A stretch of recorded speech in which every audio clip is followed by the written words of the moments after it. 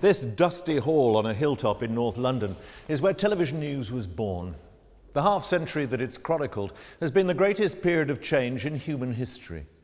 So much has changed that the past seems a strange place, even to those of us who were there, full of people living different lives by different rules, under different shadows. When the BBC launched its first daily television news programme, Britain was still recovering from the Second World War. It was a buttoned-up place, tinny-voiced, and of course in black and white. BBC News on radio had a hard-won reputation for impartial authority, and the BBC didn't want this new medium to threaten that in any way. When the first edition of News and Newsreel went on the air at 7:30 in the evening of July the 5th, 1954, the mast on top of the studio here at Alexandra Palace appeared to generate confident airwaves. But the BBC was worried and wanted everything under strict control.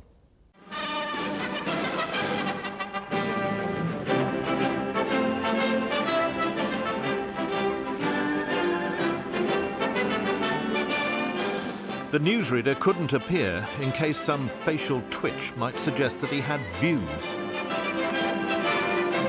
Here is an illustrated summary of the news. It'll be followed by the latest film of events and happenings at home and abroad. The truce talks in Indochina went on today. They had begun yesterday when the French Union and Viet Minh representatives agreed on the subjects to be discussed. It is in a neutral zone here at Trung Ja that the talks are being held. They concern the regrouping. It was basically illustrated radio. This picture, received by wire, shows civilian refugees leaving one of the big towns in the southern Red River Delta when the French withdrew last week. The new French defense line is shown here in black. After the rebel occupation of John Snag, a trusted plummy voice from radio, delivered a series of short lectures on world events. Princess Margaret has followed her weekend in Yorkshire with a one-day tour of places in Lancashire. The Princess flew to Blackpool from near Leeds and, on arrival, was greeted by Lord Derby. As shown in this wire picture, it was all very careful, very serious, and looking back, very dull. That was the intention. Moving pictures were considered such a distraction, they were left to a rather apologetic roundup at the end. The end of meat rationing this weekend was the final step in dismantling the whole wartime system of food distribution. The 14-year story told by this book was over. The ration book has done its job. It's been a long job.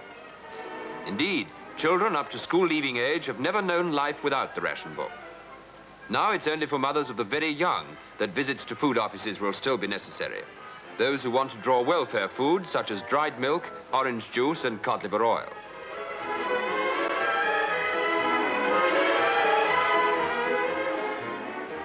Despite increased home produce, meat supplies have been the Ministry of Food's biggest problem. Quantities still come from Australia and New Zealand, South America and elsewhere. From the quayside, the frozen meat is taken to big storage depots such as this one at Smithfield.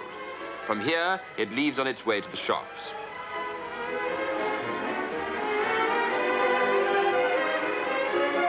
And lastly, the housewife's view, as given to our reporter, Godfrey Talbot. Now we have a representative of all those who, at the weekend, go into the butcher's shop and actually buy the meat. The housewives and all those who do the shopping for the family. We've got one of them here, Miss Warren from Herne Hill, who does shop for a family every week. What difference is this decontrolling going to mean in your shopping life?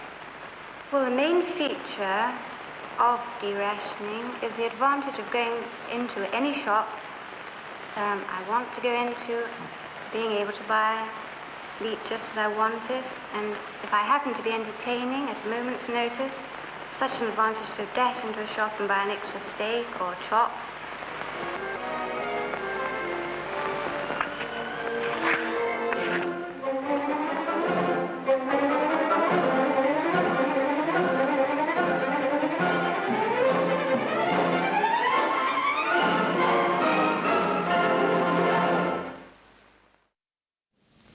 This is not a time for violent ideological convulsions. Sir Winston Churchill, the great war leader, was back as Prime Minister, and in 1954, BBC News filmed his party conference for the first time. Churchill was old now, His successor, Sir Anthony Eden, had gone grey, waiting for him to go.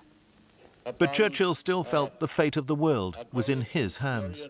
I have good hopes that if the free nations persevere soberly and patiently together, we may yet rescue the future of mankind. I thank you very much for your time. But time was catching up with him. His 80th birthday was major news. On behalf of both Houses of Parliament, Prime Minister, I ask you to accept this portrait. Parliament gathered to mark his birthday with a portrait by Graham Sutherland. He hated it. He hated the idea of leaving power even more. I am now nearing the end of my journey. I hope I still have some services to render.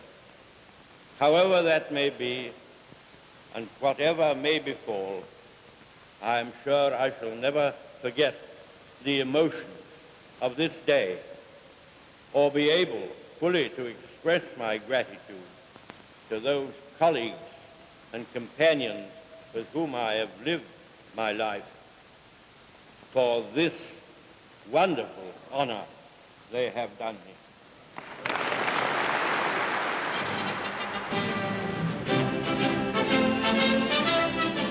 When the time finally came, the BBC steeled itself to put a reporter on the screen for the first time. The honour fell to the trustworthy, deferential parliamentary correspondent, E.R. Thompson. The following announcement was issued from Buckingham Palace soon after 11:30 this morning. The Queen received the Right Honourable Sir Anthony Eden, MP, in audience this morning and offered him the post of Prime Minister and First Lord of the Treasury. Sir Anthony Eden accepted Her Majesty's offer and kissed hands upon his appointment. Well, that's the end of the announcement from Buckingham Palace. And now we're going to show you film of some of the main stages in this great day for Sir Anthony. From his home in Carlton Gardens, just before 11 o'clock this morning, Sir Anthony came out in morning dress. Photographers and cameramen were there to catch the Foreign Secretary's famous smile and to record the last journey Sir Anthony was to make as Foreign Secretary only, for he was now travelling the short distance via the Mall to Buckingham Palace. Her Majesty had summoned Sir Anthony to an audience. Sir Anthony was in the palace for 40 minutes before a small crowd watched him drive away as Prime Minister and First Lord of the Treasury. The crowd gave a big reception to the new Prime Minister as he walked towards the car that was to take him home to lunch. After so long in the wings, Eden's premiership was short and disastrous. A year later, he ordered the invasion of Egypt. British paratroops descended on the Suez Canal, which had been nationalised by the radical Arab leader, President Nasser. It divided the nation. Eden said we were at war and demanded the BBC's support. Despite threats of a government takeover, BBC News gave the opposition a say. So if Mr. Anthony Eden is sincere in what he is saying, and he may be,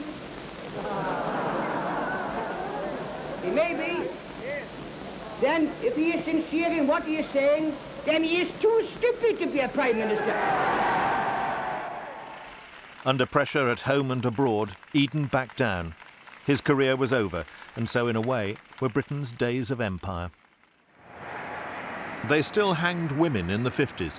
The governor of Holloway had to call in police reinforcements to control the crowds when they executed the last, Ruth Ellis, for murdering her lover. It was a turning point. A decade later, the death sentence was abandoned. The Princess's visit had naturally aroused very great interest among the Italian people who were... Princess Margaret was the Diana of her day, royal, beautiful, willful and single. She wanted to marry Group Captain Peter Townsend, a former Battle of Britain Spitfire pilot. But he was a divorcee. She could be Princess or Mrs. Townsend, not both. After months of public agonising, she chose royalty and dropped him. Instead, she married the photographer Anthony Armstrong Jones. The wedding was magnificent, but the marriage didn't last. She became the first royal to divorce since Henry VIII. This was the heyday of the Cold War spy. Guy Burgess and Donald Maclean were two British diplomats who spied for the Russians. They escaped, tipped off, it was said, by a third man. The finger pointed at Kim Philby of MI6. Well, if there was a third man, were you in fact the third man? No, I was not. Do you think there was one? No comment. He looked guilty, and he was. Philby himself defected to Russia before he could be unmasked. Behind the Iron Curtain, the wider Soviet Empire was restless. The Hungarian uprising in 1956 was the first foreign story British viewers were able to follow night after night. They saw the Russian tanks fire into the crowds. They watched the unequal struggle on the streets, which ended with 30,000 dead in Budapest alone, and Hungary enslaved once more. There were victories as well as defeats. Parents began to trust a new vaccine which put an end to the scourge of polio. It was scary for the children, but well worth a moment's pain. There's 500,000 children, I believe, been done already with no ill effect. And the Queen's children have been done, so I feel that my little girl can be done now. There was no vaccine against rock and roll. It arrived in 1957 in the shape of Bill Haley and his Kiss Curl and spread faster than any contagion. Parents might have thought it was some kind of disease, but the young loved it.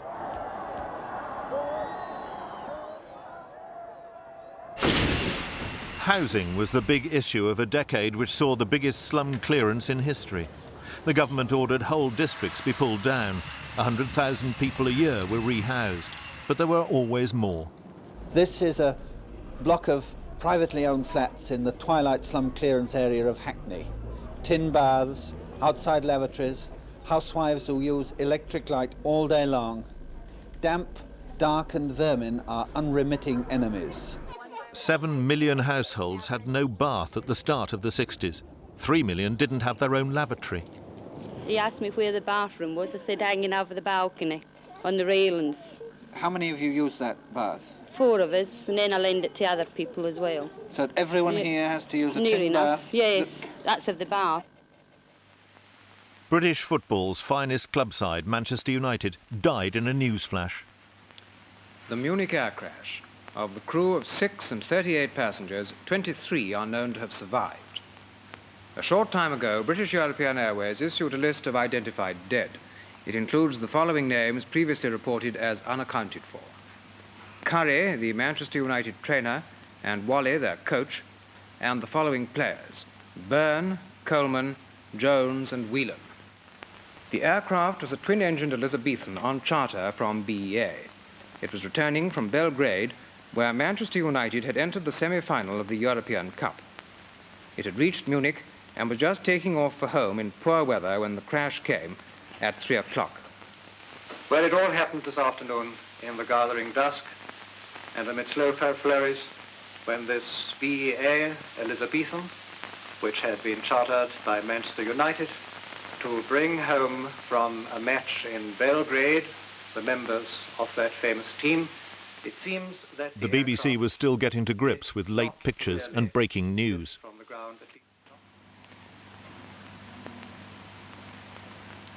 And that's all from our news studio tonight.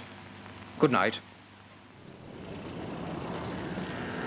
National service lasted nearly 2 decades after the end of the war. 6,000 young men were called up every fortnight, always on a Thursday, to be shaved and kitted out and turned into servicemen. These were the last. 2.5 million did their time in scratchy uniform before it was abolished.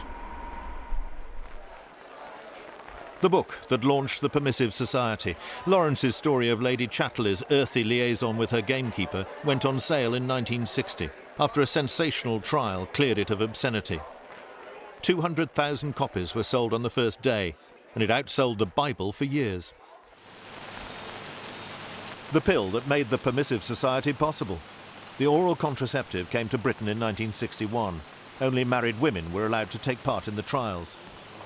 And after that, you go to nurse and she'll tell you how to use the pill. And they had to have the written permission of their husbands, of course. Yes. And you come back to us after the first month and then every 3 months. The world suddenly belonged to the young.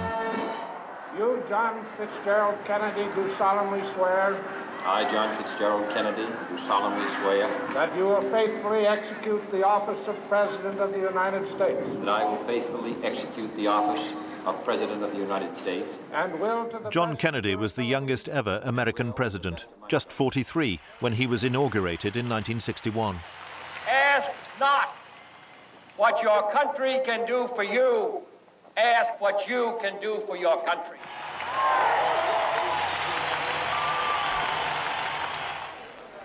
When he met the Russian leader Nikita Khrushchev in Vienna, it was a study in contrasts, the young idealist and the old Communist Party boss. They looked friendly, but Khrushchev thought Kennedy's inexperience was a weakness. It became a battle of wills.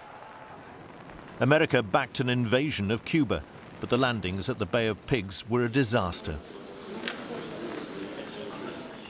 Moscow sent nuclear missiles to Cuba and brought the world to the edge of nuclear war. President Kennedy took a huge risk. He put Cuba under tight blockade and threatened Moscow with annihilation if Cuban missiles were fired at America. With American bombers on high alert, Russia backed down, dismantled the missiles and shipped them home.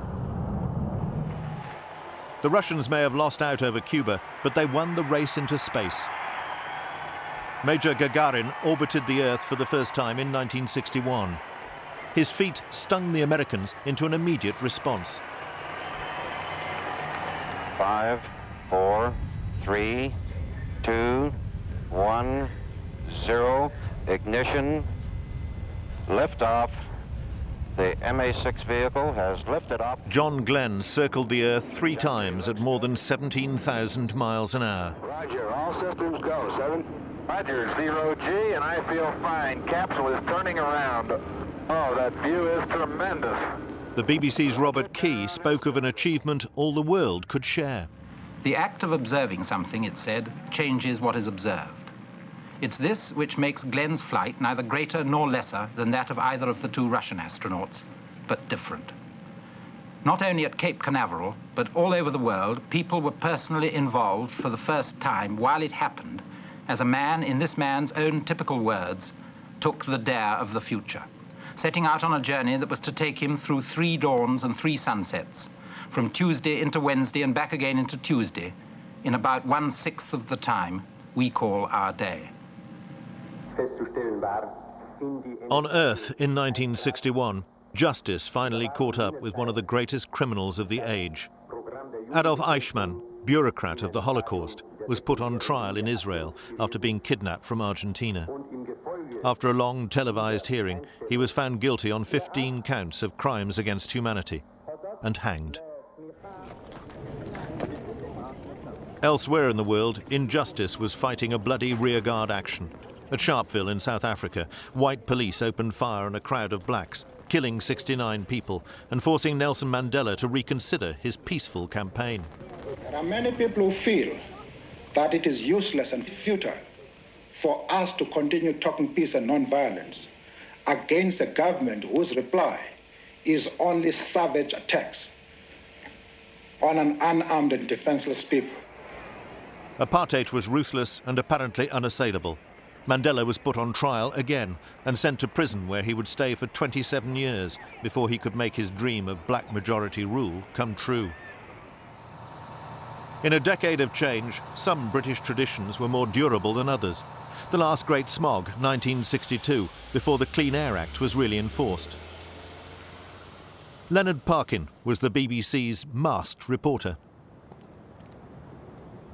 This filthy smoke and chemical smog is again attacking the people for whom there's most danger, the people with chest and heart troubles. As calls from doctors mounted today, the emergency bed service sent out a red warning to hospitals, the signal to stop their routine admissions to make more room for emergency cases. And a spokesman said there was a great deal of pressure building up on the hospitals. Now, it's 10 years since the big smog which caused 4,000 deaths. It's not suggested that, bad though it is, this is anything similar. But so far, 21 people have died, 15 of them over 60. The weather was a problem all round in the early 60s. The big freeze of 1963 was the coldest for centuries. Average temperatures stayed below 0 for 2 months. The the country was smothered in snow, and where there were no snowplows, came to a standstill.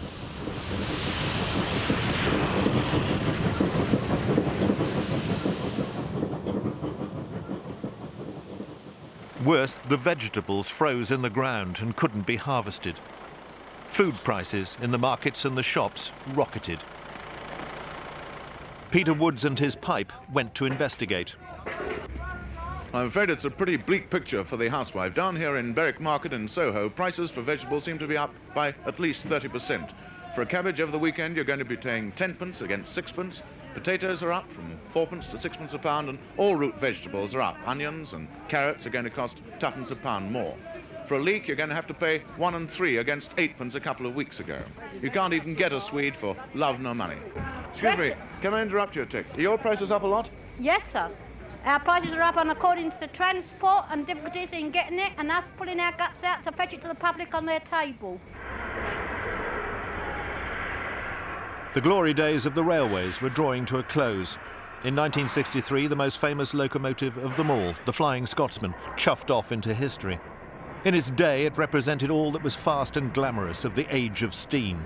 Now, axed like so much else. The axeman was called Dr. Beeching. He looked at the rail network and gave it the thumbs down. He chopped off the branch lines and closed 2,000 stations, as Bertram Mycock vividly demonstrated.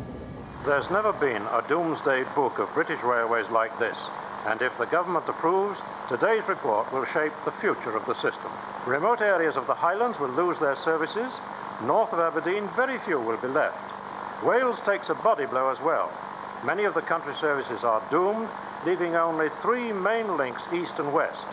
In the northeast, little more than the main north-south links will remain. There'll be no local trains westward to Carlisle.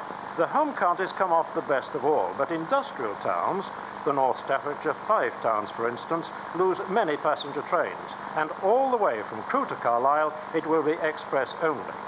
The fact is that little stations and local lines lose money. Many of them carry less than a single bus could do. A good deal of the total saving of about 100 million a year will come here. Neither commuters nor holidaymakers pay their way either. In London they almost do, but nowhere else. But Beeching didn't close the West Coast Main Line, which was fortunate for the great train robbers. They stopped the mail train, bludgeoned the driver, and made off with £2.5 million in untraceable notes. The police found the farm where the gang had been hiding. The crime had been brilliantly planned, but the criminals were caught and served long sentences. Several, particularly Ronnie Biggs, who escaped to Brazil, became heroes of a kind in a world of increasing moral ambiguity. That ambiguity was most clearly illustrated by the great political scandal of the day. The Prime Minister by now was Harold Macmillan, a man who seemed to embody the virtues of a bygone age. His War Minister, John Profumo, embraced the vices of a new one, as well as a striking call girl called Christine Keeler, who happened also to be sleeping with the Soviet naval attaché. The security risk was more apparent than real, but the demi-monde of tarts, aristocrats and politicians almost toppled the government. It led to the suicide of the society osteopath Stephen Ward, who was accused of living off the girl's immoral earnings, and it destroyed Profumo's career. Lord Denning conducted an inquiry into the whole affair. When the report was published, mobs besieged the booksellers, fighting each other for a copy. It proved disappointingly judicious, not as salacious as people had hoped. When the communists built the Berlin Wall, the Iron Curtain was suddenly no longer a metaphor. It was put up to stop East Germans fleeing to the West. Berlin was the flashpoint of the Cold War, another test of nerve for President Kennedy, who came and saw and denounced with inspired and inspiring eloquence. Freedom has many difficulties, and democracy is not perfect. But we have never had to put a wall up to keep our people in. Today, in the world of freedom, the proudest boast is, Ich bin ein Berliner. An assassin put paid to that eloquence and that inspiration. Over to the newsroom. The death of John F. Kennedy happened in Dallas at 12:25. In our time, 6:25 this evening. 35 minutes later, President Kennedy was dead. Half an hour later still, the United States had a new president, the newly sworn-in Vice President Lyndon Johnson. The diary of disaster began with the barely credible agency message that President Kennedy had been shot. Time, 6:42. He and his wife, Jackie, and the governor of Texas, John B. Connally, were driving through Dallas in the big presidential limousine, usually bulletproof, this time vulnerable. The transparent hood had been taken down to give the Texans a better view. One man on the 5th floor of an office building had a view already improved by the telescopic sight on his Mauser Army rifle. He had sat there for some time, while the work of the building went on above and below him. He had eaten fried chicken while he'd waited. At 1 o'clock, with the president emerging into view from an underpass, he fired 3 shots. One bullet took the president in the head. There is Lee Oswald. A nation in trauma and a world in shock watched with disbelief as his alleged killer was himself gunned down in front of their eyes. Absolute panic. Absolute panic. But this was the decade when the young inherited the earth. By 1963, the Beatles dominated popular culture in Britain and were about to conquer the world. Britain was unbuttoned and soon would be in colour.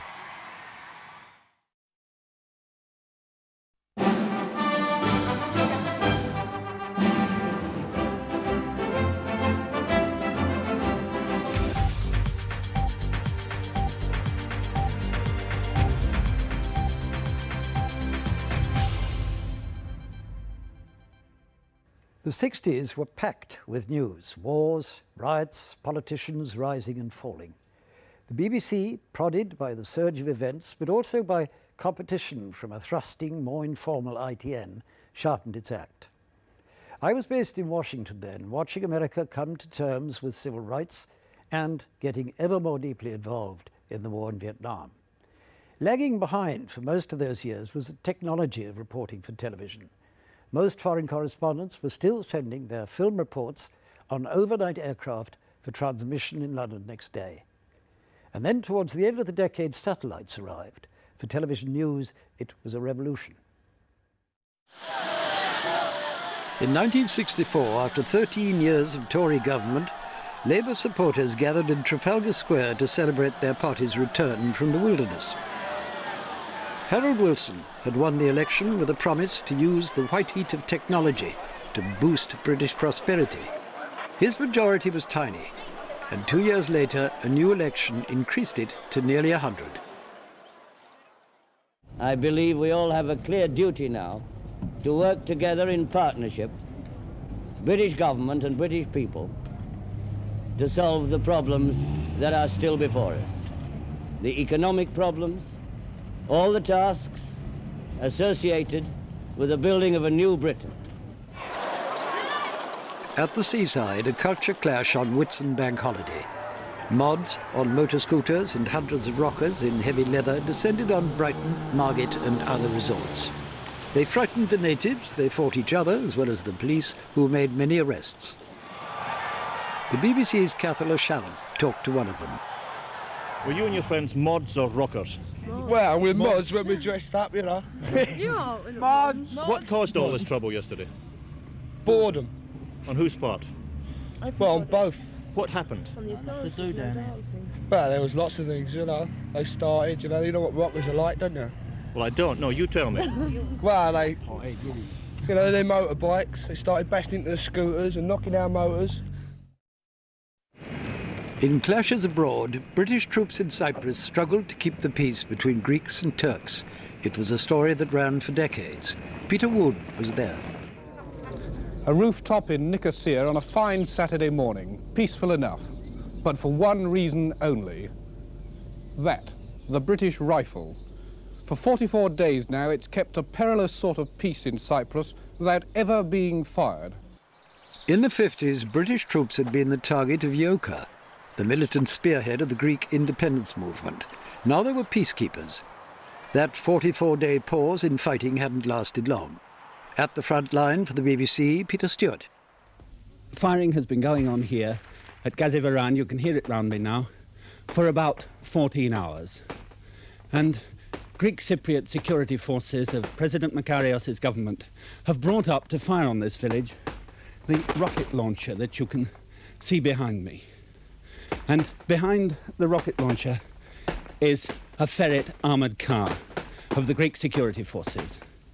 There are 750 Turkish Cypriots in Gazivaran, and when I was there 4 or 5 days ago, they had a Sterling light machine gun and 15 or 16 shotguns. Holding a white handkerchief, we're off a crowd of journalists from all over the world on a different track on the other side of this field from the Truce Force. We're going to try to get into Gazivaran. It looks as though they're not going to fire at the moment. I, Lyndon Baines Johnson, do solemnly swear that you will faithfully execute. That I will faithfully In America, the inauguration of President Lyndon Johnson. He'd held the job for more than a year, ever since John F. Kennedy was assassinated. Now Johnson was in power in his own right, armed with a solid majority. Johnson had already launched many social reforms, but his programs would soon be undermined by the war in Vietnam. Reporting from the south, Dan Kunian. I'm in a bunker at Canek Fort in central South Vietnam. Only a few hours ago, in the early hours of yesterday morning, this camp was attacked by 2 battalions of Viet Cong. That's a considerable strength for fighting around this area. They were beaten off and they had heavy losses, but you can see the results of the battle here. The bodies are all round, they haven't had time to get them away yet. This is a pretty good example of the kind of vicious fighting that's happening in small packets right through South Vietnam at this moment. The South Vietnamese were doing most of the fighting, but already American aircraft were bombing the communist north and American ground troops were dying in battle. By the end of 1965, America had 184,000 troops in Vietnam, and 1,100 had been killed. For Martin Bell, Vietnam was the first of many foreign wars. While Lyndon Johnson confers with his advisors, a reconnaissance platoon of the 25th American Infantry is sweating it out on the Cambodian border. And the prospect for both of them is very much the same. A bitter, continuing war with no immediate sign of an early end to it. It's heavy artillery support for the Americans, and because of this, they're not immediately likely to lose out here. But on the other hand, they'll find it very difficult to win. The reason for this is the nature of the country they're fighting in. There was rioting in Watts, part of Los Angeles, in the summer of 1965. Block after block was devastated as angry blacks set fire to their own district. In 1/4 mile stretch of shops, 37 buildings have been completely destroyed. The rest can probably be rebuilt. A few buildings were not touched. These are Negro-owned and have hastily scrawled signs on them saying, "Owned by Blood Brother." White America wondered why. So did I. The answer I got came in 2 words from the heart of the ghetto: police brutality. They talk about police brutality in these terms. They push us around. They arrest us for nothing. They call us niggers. They say we stink. They insult our women. We've had this for years, as long as we can remember. And the point simply came when somebody decided he wouldn't take it anymore. Television news went to Buckingham Palace, where 4 icons of anti-establishment Britain had accepted invitations to join the Order of the British Empire. What did your wife say when she knew you had it? She said, oh. Just like this? Because she didn't have a clue what it was either, but she's pleased. You know? I tried to get her one, but she couldn't. What do you really think, deep down, about getting this award? I think it's great. I've never had any awards. Most people approved. Some existing members of the order objected to the Beatles and returned their own medals in protest.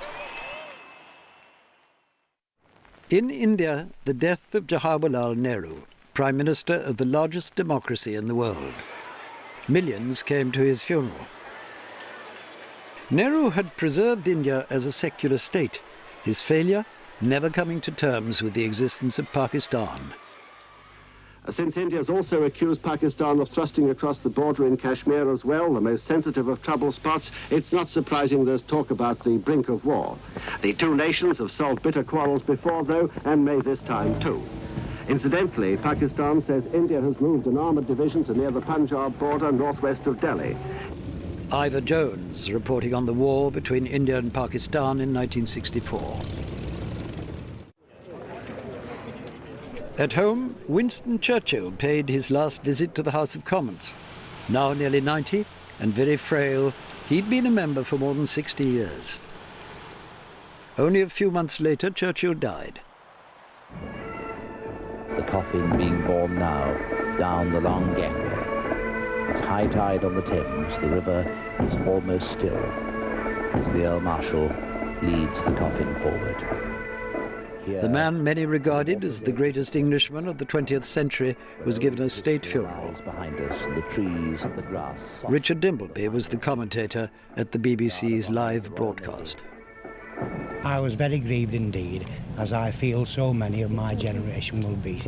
His inspiration is to us during the whole of the war, I think, was the thing that kept us going. You'll never be anybody like him. He's the greatest Englishman, there's no doubt about that. From some of the speeches he's made, and through what he did for the world, it's apparent that otherwise Germany might have overrun all the world. In London's East End, crowds gathered for a glimpse of a pair of celebrated twins, the Krays. After a court had acquitted them of running a protection racket, they spoke to Tom Mangold. How much has this trial cost you? It's cost us roughly £8,000. And how do you feel about that? I don't suppose anyone likes the idea of spending that money for no reason at all, you know. Does it leave you broke, or how does it leave you? It doesn't leave us broke, but at the same time it's a lot of money to have to pay out when one is innocent, you know. Can you tell me why, during the trial, you didn't give evidence? Well, we was advised by legal people not to give evidence. Why was that? Well, the law of this country is well established. The onus is on the prosecution to prove its case. 4 years later, the Krays were back in court. This time the charge was murder, the verdict guilty, and the sentence life. What shocked people in Britain for years was a succession of murders of children whose bodies were found on Saddleworth Moor in the Pennines. Bob Perrin covered the search. On these bleak and desolate moorlands, 1,600 feet up in the Pennines, senior police officers believe they'll find 2 more bodies, possibly a third. Digging began again this afternoon after thick mists made a search impossible this morning. 20 detectives and 3 dogs concentrated on the rocky outcrop just alongside the main Manchester-Barnsley Road, where the body of 10-year-old Leslie Ann Downey was found on Saturday night. Mara Hindley was convicted of 2 of the killings. Her lover, Ian Brady, was found to have murdered 3. In June 1966, there was national rejoicing when England won the World Cup, beating West Germany by 4 goals to 2. And here comes Hurst. He's got some people are on the pitch. They think it's all over. It is now. It's 4. England are the world champions. Bobby Moore was captain. It was England's first victory since the tournament started in 1930. The star was Geoff Hurst, who scored 3 of the goals. The South Wales disaster.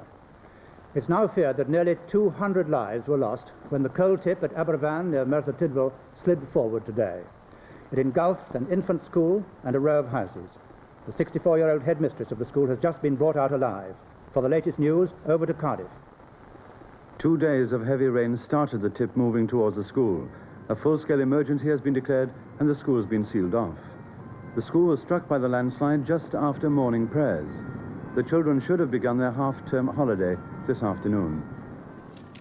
Hundreds of men, miners, parents, villagers searched the rubble. Among the dead was a teacher found holding the bodies of 5 children in his arms. That night, Brian Hoey reported in a live outside broadcast. The grim total is going to be almost 200, all dead. But so far, only 21 bodies have been brought out. The forecast tonight is that it's going to be very cold. There's going to be some fog here, but at the moment it's dry and the rescue operation is going on. The rescue operation is probably the largest of its kind ever, not only in Wales, but anywhere else in the country. The man who was the coordinator in charge of all the rescue operations here at Aberfan is Mr. Ron Hicks. How has the organisation worked? Well, I think it's worked very well. This is a tremendous disaster. This is a long-term thing. It's a moving mountain, and the normal methods of rescue don't apply. The final death toll was 116 children and 28 adults. In the Lake District, a BBC News cameraman, Peter Beggin, filmed an attempt by Donald Campbell to exceed 300 miles an hour on water. Campbell was wearing a microphone. This is his voice.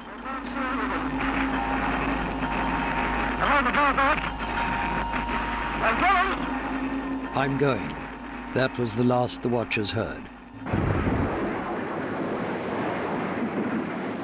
In the search immediately afterwards, neither Campbell's body nor his boat, the Bluebird, was recovered. In the Middle East, during a pre-independence riot in Aden, 24 British soldiers were shot and killed by local Arab police and security forces.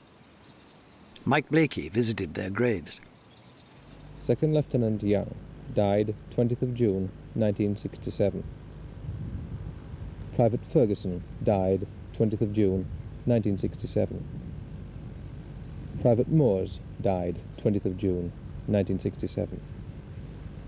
Private Hunter died 20th of June 1967.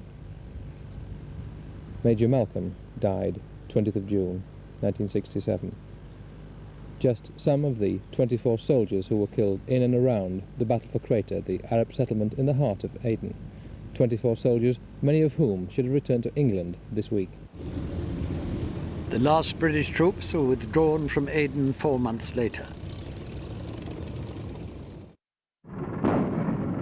In 1967, Israel fought a preemptive war against 3 of its hostile Arab neighbors.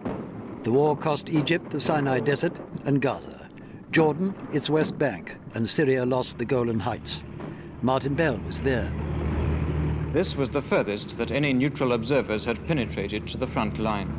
45 miles from Israeli soil, and the Israelis themselves were still advancing, their troops and trucks moving forward to positions last occupied some 11 years ago. The Egyptians left their shattered tanks strewn on the desert. The shells have been falling on the hillside all morning after an Israeli response to a Syrian attack. This is the border country between the two nations, now erupting into war in this present phase of hostilities. Israel had attacked first, destroying the entire Egyptian Air Force. The war ended in 6 days when Israeli troops were advancing on all 3 Arab capitals. A marriage was arranged between Chi-Chi, the star of London's Zoo, and Annan, a putative mate in Moscow. Dr. Morris, when's this Moscow honeymoon likely to take place then? Very soon, because Annan is in the mood at the moment, and he'll only be in the mood until the beginning of May. What are the chances that they won't like each other? Very slight, I should think. Chi-Chi here is extremely sex-starved, and Annan seemed a very friendly animal, so my hopes are high. Don't you want to go to Moscow? Hey, don't you want to go meet Dad? Sadly, the union wasn't consummated. Chi-Chi and Annan snarled and scratched one another, and the bride returned to London intact and unsatisfied. The Duke and Duchess of Windsor on a rare visit to Britain via New York. It was only their 3rd since his abdication 30 years before. They came for the unveiling of a plaque for the late Queen Mary. The Duchess and I are frankly surprised at all the excitement over this, our return trip to Europe. There was some confusion when a reporter questioned the Duchess about her late mother-in-law. Ma'am, have you ever had the occasion to meet Queen Mary? It was reported once that No. you met her Yes, at you a did. garden party. Yes. Oh, at the garden No, party. it wasn't. It was at No a way. ball. The Windsors returned to their exile in France. In 1967, Britain devalued the pound by 14%. The Prime Minister promised the people his move would be painless. From now on, the pound abroad is worth 14% or so less in terms of other currencies. That doesn't mean, of course, that the pound here in Britain, in your pocket or purse or in your bank, has been devalued. What it does mean is that we shall now be able to sell more goods abroad on a competitive basis. Police reinforcements are drafted into Downing Street tonight as the crowd outside number 10 built up to about 300. The entry was barred by police. There were boos as the Chancellor, Mr. Callaghan, left his home next door. Mr. Callaghan, BBC and ITN, have you anything to say?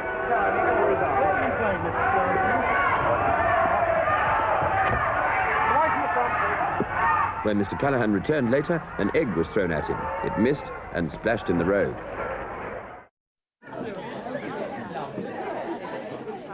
At BBC headquarters in Shepherd's Bush, a gathering of the great, the good and the beautiful to celebrate the coming to Britain of colour TV.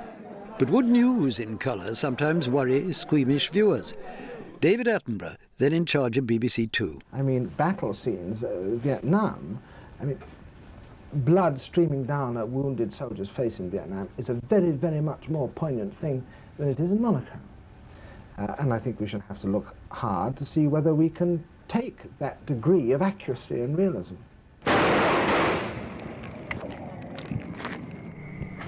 BBC reporter Tom Mangold in South Vietnam. This is Cho Lon on Sunday morning, 9 o'clock, and the battle with the Viet Cong has been going on for about 2 or 3 hours now. How many are trapped at the end of the street, it's impossible to say. I've seen 2 wounded men carried along the street in the last 5 minutes, but I don't even know whether they're Americans, ARVN or Viet Cong. The action began when 2 policemen were killed just by the side of me here this morning. Within a short time, I think about an hour later, a company of ARVN had moved in. Now, there are about 30 Viet Cong at the end of the street there. 2 prisoners have been taken. 1 Viet Cong woman has been killed. There have been several wounded taken by the ARVN so far. I've counted at least 5. And how long the action's going to continue, nobody can say. By 1968, demonstrations against the Vietnam War were spreading across the world. One of the biggest was in London's Grosvenor Square, outside the American Embassy. The struggling was tough. Smoke bombs, flower bombs, red paint and fireworks followed. Some demonstrators came away with blood streaming from their faces.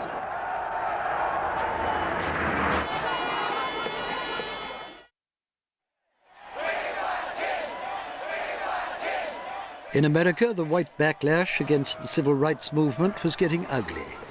In a Chicago park, thunder flashes were thrown at Martin Luther King.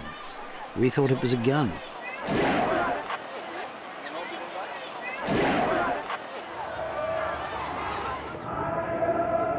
Martin Luther King had a premonition of his death. He was shot and killed in Tennessee. I reported at his funeral. It's a long time since white America has seen the black America of Martin Luther King. It's now 3 years since King and his non-violent followers in Alabama and other southern states were shaming white Americans into granting the Negro his civil rights. This was much more than a funeral and a memorial service. It was a civil rights march. A civil rights march on a scale that would have made him proud.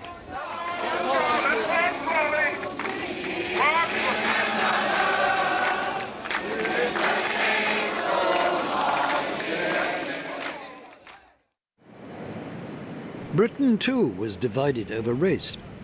This country had been recruiting blacks from the Caribbean to work on the railways and in hospitals since the 1950s.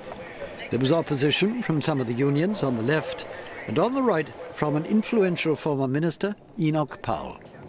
We must be mad, literally mad as a nation, to be permitting the annual inflow of some 50,000 dependents who are, for the most part, the material of the future growth of the immigrant-descended population. It is like watching a nation busily engaged in heaping up its own funeral pyre. In Paris, there was a wave of strikes and student demonstrations against 10 years of rule by President de Gaulle. On a single day in May, more than 1 million marched through Paris. David Tyndall was there. The riot police were extremely fierce, often vicious. Once provoked, they didn't appear to differentiate between obviously innocent bystanders suddenly trapped in the melee and students in revolt. They waded in with rifle butts.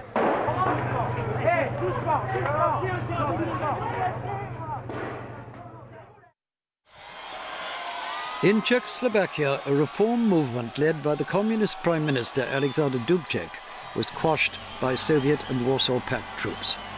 TV news had no reporters there. These pictures were smuggled out after the uprising had been put down. After 5 days, Mike Blakey and a BBC camera crew crossed into Czechoslovakia from Germany. After 5 days of saying no, the barrier was finally opened. A border guard checked the visas that had only been issued half an hour before. Then, after a warning that the Russians might confiscate the cameras, a friendly salute as we drove into his country, now run by the Russians. In Prague itself, the Russians don't look too happy. They're here in massive force. The mere sight of the huge tanks with their heavy guns ought to dismay the people of Prague. A week ago, they thought they were on the road to democracy. Now they live in the presence of a force that could squash any attempt at revolution. The Russians are here, the tanks are here, the guns are here, but they're demonstrating their right for democracy. In California that summer, Senator Robert Kennedy was campaigning for the presidency. Mayor, your audience just sent me a message that we've been here too long already. My thanks to all of you, and now it's on to Chicago and let's win.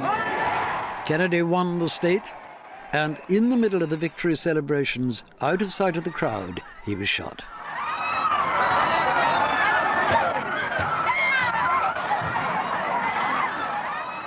Kennedy was heading for the Democratic Party nomination. He was the only candidate whose appeal crossed racial lines. If he'd lived, he might well have been elected president.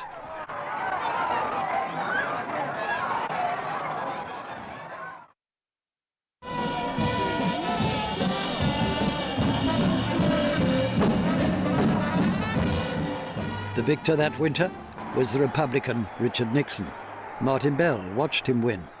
The president-elect was acclaimed most enthusiastically, of course, by the Republicans who worked for him. They applauded loud and long at his victory appearance in the headquarters hotel.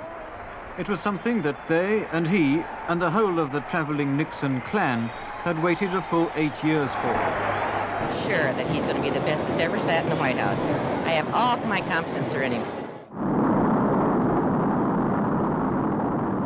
In space, 1969 was a triumphant year for America. I'm going to step off the limb now. That's one small step for man, one giant leap for mankind. The whole world watched as astronaut Neil Armstrong left his footprints on the moon.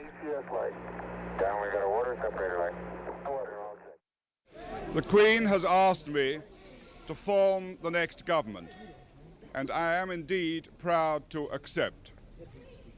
To govern is to serve. Ted Heath replaced Harold Wilson at number 10 at the general election in 1970. All the people, the whole nation.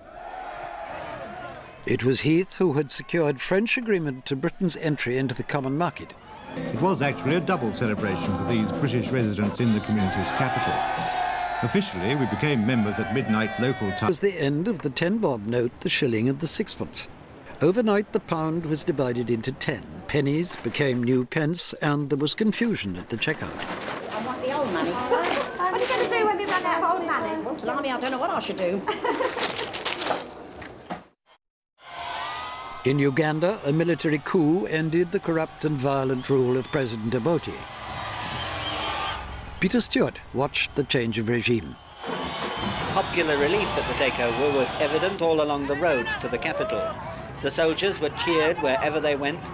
Despite some unnecessary excesses like the shooting of Europeans, and the rough handling of pro-Obote prisoners who were herded into trucks and driven away to an unknown fate.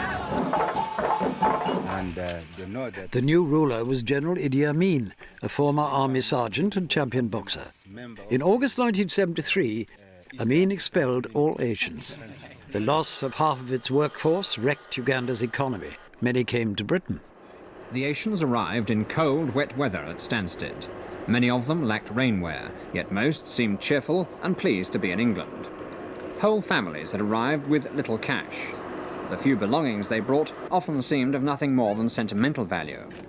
For this reason, customs procedures didn't take long.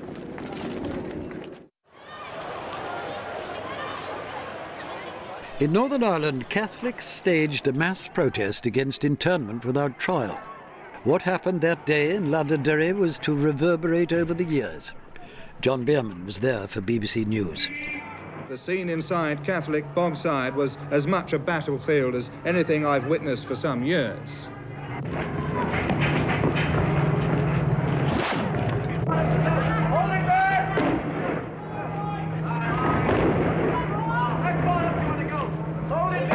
The first body I saw was that of a youth being carried out by other civilians with a priest in the lead, waving a bloodied handkerchief as a white flag.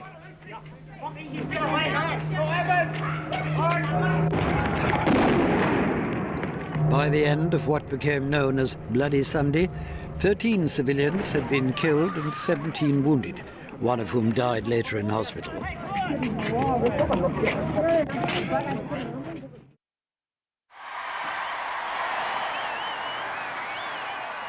In London, a royal wedding. 23-year-old Princess Anne married Mark Phillips, a lieutenant in the Queen's Dragoon Guards.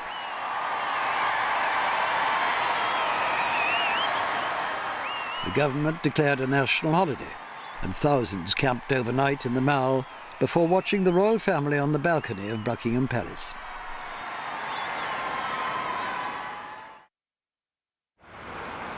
In Washington, a break-in at the Watergate Hotel was found to involve 5 men in the pay of the committee to re-elect President Nixon. The burglars' target was the office of the chairman of the Democratic Party. The story was to make the names of 2 young local reporters from the Washington Post, Bob Woodward and Carl Bernstein. John Humphreys went to see them. We've only seen the tip of the iceberg. I really think, and in fact, we know of a lot of other activities that did occur that haven't been reported. And I think unless there is a response from the White House that says this is what happened, there are going to be continuing damaging disclosures, which I think don't help anyone. I think it's going to be a lesson that has to be absorbed by future presidents, that you must be very careful in picking your staff. But it wasn't just the staff that proved to be guilty. It was Nixon himself who was found by a committee of Congress to have masterminded a cover-up. Facing impeachment and possible imprisonment, Nixon resigned. The greatness comes not when things go always good for you, but the greatness comes and you're really tested when you take some knocks, some disappointments, when sadness comes. Because only if you've been in the deepest valley can you ever know how magnificent it is to be on the highest mountain.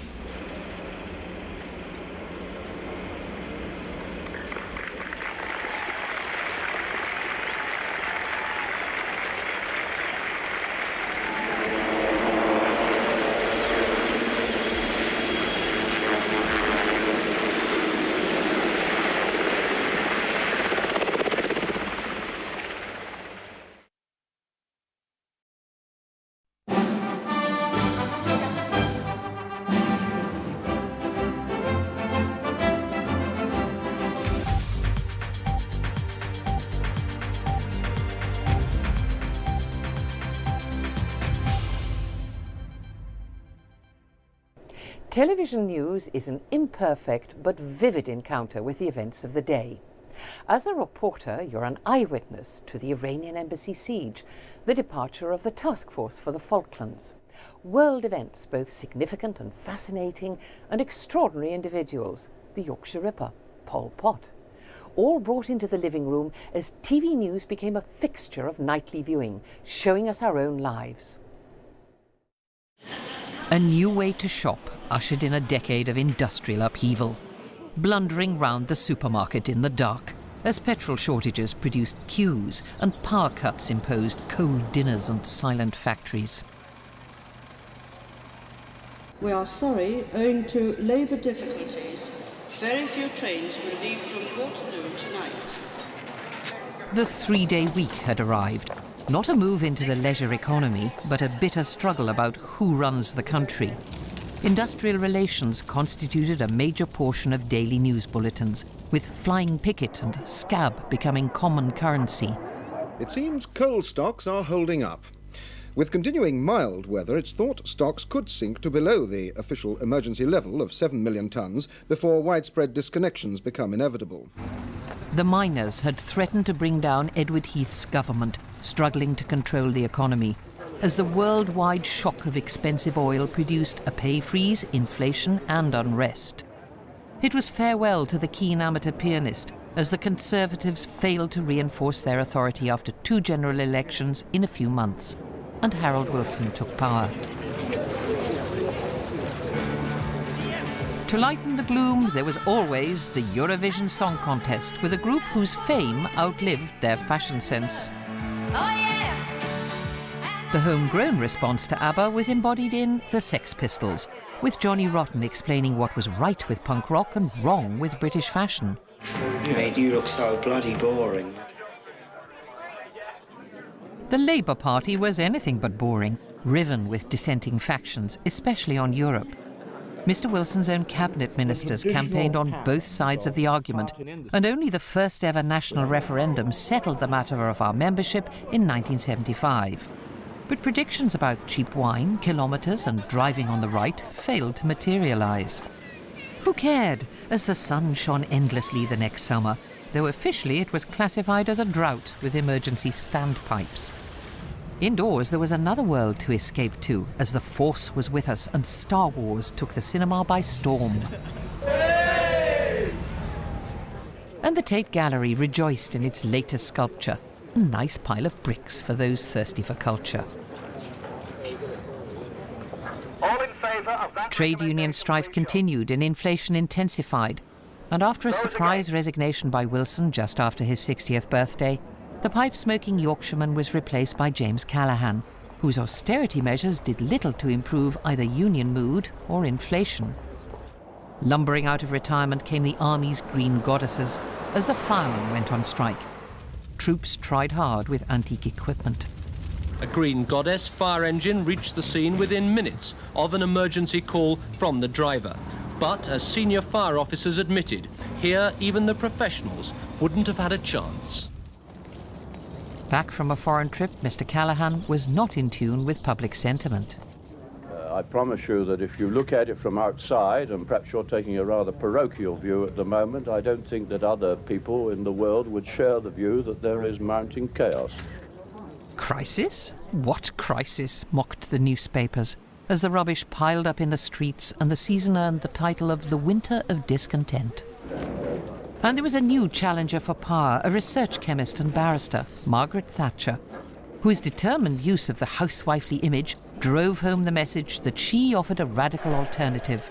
She swept to victory the first woman Prime Minister just 4 years after women had won the right to equal pay, confidently enunciating the words of St. Francis of Assisi on the steps of Number 10. Where there is discord, may we bring harmony. Where there is error, may we bring truth. Where there is doubt, may we bring faith. And where there is despair, may we bring hope. In Vietnam, the last desperate convulsions of war engulfed the city of Saigon as the communist forces advanced relentlessly.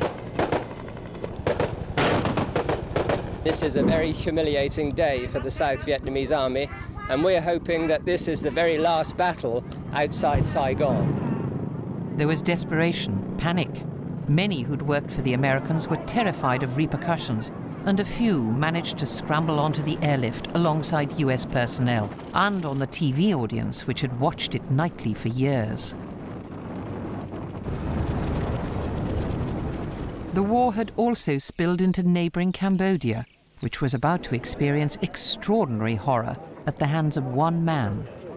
Pol Pot was a peasant who'd risen to power in the confusion of civil war as the Democratic Republic of Kampuchea was proclaimed. He had a vision, and anyone who disagreed, or was thought to, he killed. The intellectuals, the educated, those who protested or objected, or just didn't fit in, were slaughtered. He wanted a rural world, so the cities were emptied. Year zero had arrived. The population was enslaved and starving. Propaganda pictures conveyed nothing of this. The bodies piled up. The self-styled Brother Number One was later sentenced to death for genocide in absentia, for he'd managed a disappearing act. The traditional events stood firm, culminating in the Silver Jubilee celebrations. However, the Queen was said rather modestly to be not a little diffident about the prospect of a nationwide knees-up. In the event, the lukewarm speculation about street parties, silly hats, and a mildly spirit-of-the-blitz-like atmosphere was proved wrong, as the trestle tables were unearthed and the crowds turned out in huge numbers. Well, we missed the coronation, so we thought we would come to the Jubilee. I was too young for the last one, I'll be too old for the next one. The person most surprised by the display of warmth and enthusiasm was said to be the Queen herself.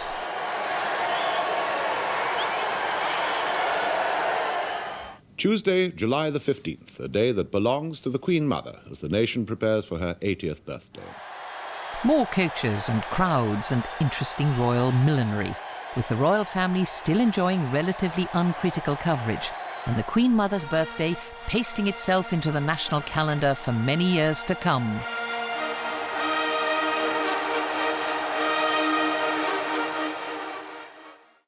I don't believe in black majority rule ever in Rhodesia. Not in 1,000 years. But Ian Smith's regime was having to fight a guerrilla war with white farms under attack. Rhodesia, an exception to the other British colonies hoisting the independence flag in Africa, had made a unilateral declaration of independence, denying the black majority its share of power.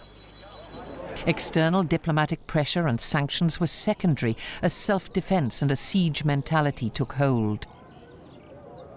It's hard to get up here, dear. You know, I have to sort of wait for convoys and things. I'm waiting for my independence, let anybody else. Nice to see you anyway. The landscape was aflame with acts of retaliation against villagers, and the death toll rose by the thousand. This is what we do. As soon as we move the people out of here, we burn these places down to take it away from terrorists. Diplomatic efforts, partly through Henry Kissinger, led to talks reappearing on the agenda, with Mr. Smith and the two prominent black leaders, Joshua Nkomo and Robert Mugabe, perched above the Victoria Falls.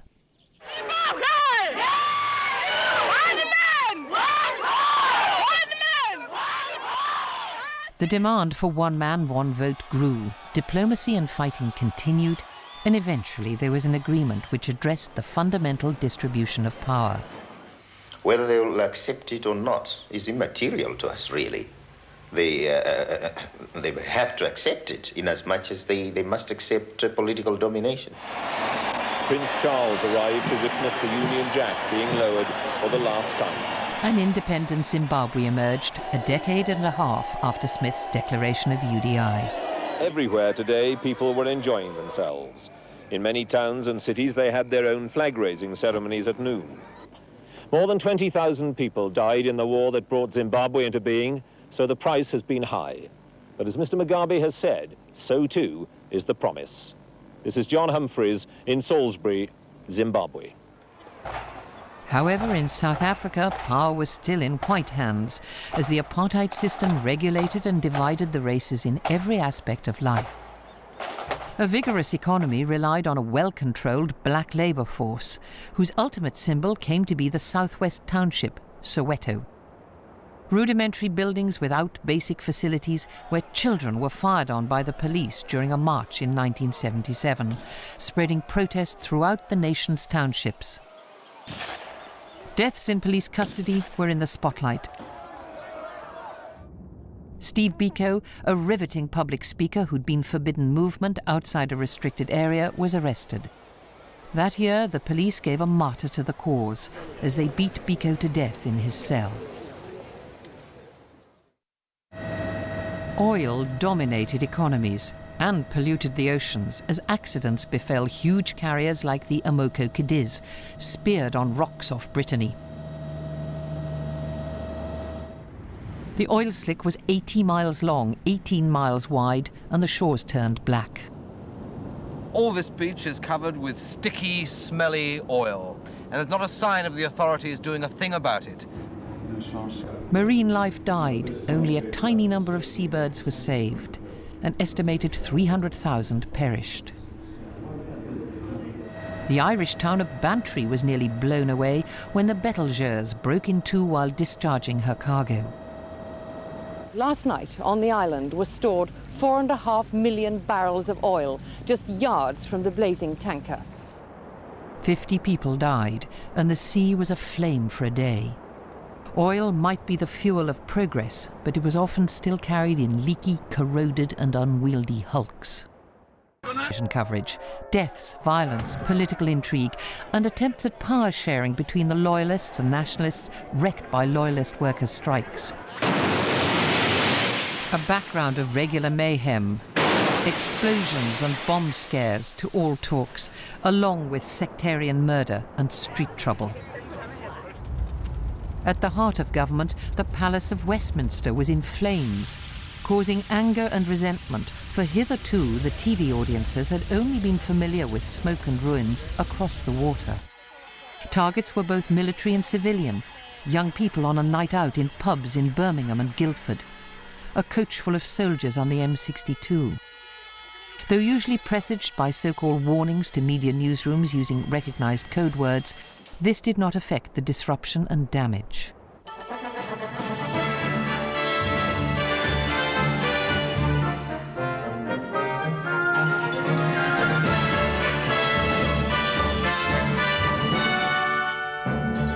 The IRA bombers returned to London. At Hyde Park, 2 soldiers dead. The guards were just standing there, bewildered, just shouting, "Bastards, the bastards." And at Regent's Park, another 6 soldiers dead, more were injured, many of them civilians. One of the worst days of terrorism London has seen. Dead soldiers, dead horses in public parks. But there was little public demand that troops be pulled out or national boundaries redrawn. Instead, terrorism became an element of daily life. And in very British fashion, Sefton, injured in Hyde Park, became a focus for sympathy. Individuals were on the IRA hit list.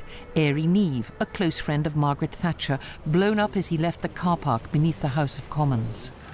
Earl Mountbatten, a grandson of Queen Victoria and former Viceroy of India, killed on a fishing trip in the Republic of Ireland. A state funeral with full honours.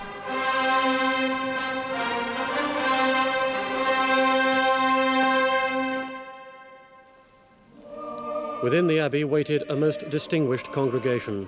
Kings, queens and princes from all over Europe, representatives of the Commonwealth, leaders of most of Britain's religious faiths and senior politicians. Military ceremonies for the 18 soldiers killed the same day near the town of Warren Point.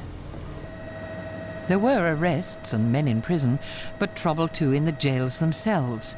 Demand for sectarian segregation and the dirty protest, with prisoners living in self-inflicted squalor.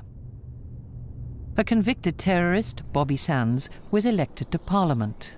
Sands, Bobby, anti-H block, Armagh, political prisoner, 30,492. He was on hunger strike, a traditional gesture in Ireland with little resonance in the rest of Britain. He and several other prisoners slowly wasted, but there was no political response. His death, with the provocative mock military display, caused the streets of Belfast to erupt in a massive riot, which altered nothing, and a string of men went to their graves. The passing of icons brings out crowds. News that the king is dead sinks in London. Elvis Presley is no more. Rock and roll, by now universal, had lost its ruler. Outside the Gracelands mansion in Memphis, Tennessee, where he passed away unceremoniously in the bathroom, sated with junk food and pills, the fans never lost faith. Whether you're black or white, whether you're country, redneck or freak, young or old, from Moscow, London or Memphis, Elvis Presley will still be the king of rock and roll to me. He really and truly will. More crowds outside the Dakota Building in New York. Disbelieving Beatles fans hearing about John Lennon shot by Mark Chapman. He's not dead. John Lennon can't be dead. They were still here this morning, turning the gates of this old apartment building into a kind of a shrine, where they brought their flowers, their tributes, and, of course, their music. More crowds in Rome, where thousands of the Catholic faithful outside St. Peter's saw a gunman from Turkey fire 4 shots at the Pope. The Pope survived. But most of those who believed in the preachings of the Reverend Jim Jones did not survive a mass suicide and murder at Jonestown in Guyana. 913 members of the American People's Temple religious cult either took poison or were shot. We are fighting because we want to live in peace, but we want to live in a just peace. The Palestinian Voice was gaining authority in the Middle East, though the PLO had been expelled from Jordan and set up their headquarters in the Lebanon. The PLO activists pursued their grievances in the wider world with numerous terrorist incidents, and provoked the Israelis, who added another line to the map, a so-called security zone imposed in southern Lebanon intended to frustrate cross-border attacks. But it wasn't enough, and eventually the bombers went in and the tanks and artillery swept north through the zone to Beirut. Those who shed Jewish blood cannot escape with impunity, and Israel will defend their citizens. The PLO was battered but survived and shifted once again, this time to Tunisia. It was those who remained who took the full force of revenge as the Christian militias let rip in the refugee camps.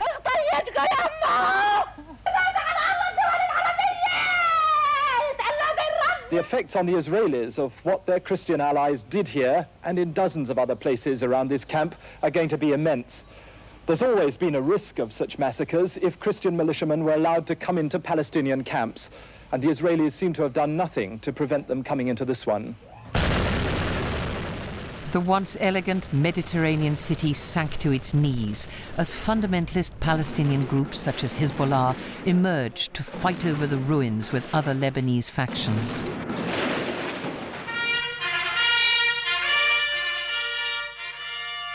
In 1977, Arab states looked on in disbelief as an Arab leader addressed the Knesset, the Israeli parliament. Bismillah.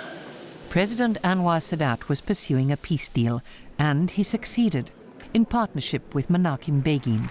The treaty signed on the White House lawn, coordinated by President Jimmy Carter.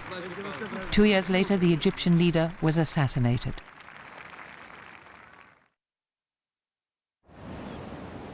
A touch of Victorian terror came to the streets of northern towns in Britain with the activities of the Yorkshire Ripper. A catalogue of murders with mutilations produced fear in the county for 5 years, until the arrest of Peter Sutcliffe, a lorry driver who'd once been a gravedigger.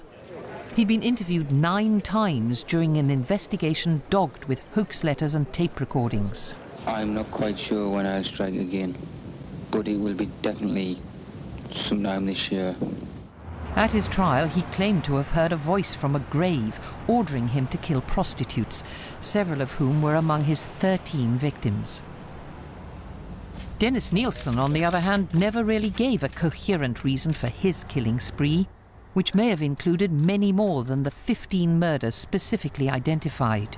They're alleged to have happened over a period of 3 years and at 2 houses in North London. All the victims were young men. Young men, often on their own in London, met a grisly end after drinking bouts, and their remains were either burned or disposed of down the drain. A quiet, unremarkable civil servant, Nielsen's trial jury wrestled with the classic question of whether he was mad or bad. Margaret Thatcher, a driving force in politics, not at all ruffled by the image of an iron lady handbagging all opposition, had a clear vision of policy. Private enterprise was to be encouraged. The state should retreat from intervention. Council houses were for sale, creating a new group of owner-occupiers whose finances were dominated by the mortgage. The unions were to be confronted. Mrs. Thatcher believed in a consumer-led economy, where the credit card supplanted the union card. The skyline of traditional industry was scythed down, and the heartlands of manufacturing went literally to rubble as a competitive approach was espoused. There was trouble. 1 million workers in the National Health Service began a 3-day national strike today. The union seethed with resentment, and a recession spread the discontent.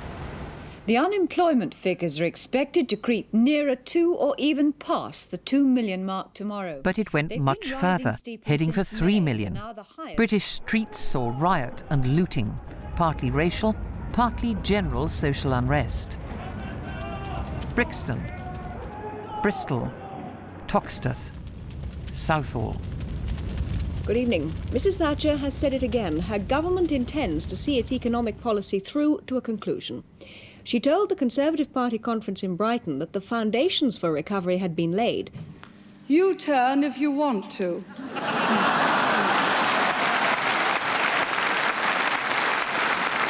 The ladies not for turning.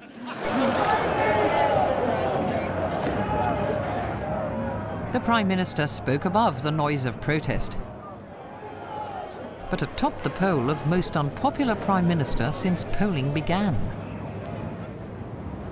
The arrival of a small group of Argentinians on the island of South Georgia in the South Atlantic, followed by a full-blown invasion of the Falkland Islands, brought an unexpected change in Mrs. Thatcher's fortunes. That the islands were off the radar screen of most people in Britain was irrelevant to a Prime Minister who paused only to be briefed on the strategic possibilities before she dispatched a naval task force. 20 warships carrying 6,000 men ploughed southwards, the troops in training while the diplomats manoeuvred in Europe, the UN and Washington. With the troops, just a tiny press corps on board with only 2 TV crews. The Navy thought the press would be unfit and in the way, and even then the pictures took an age to be transmitted home.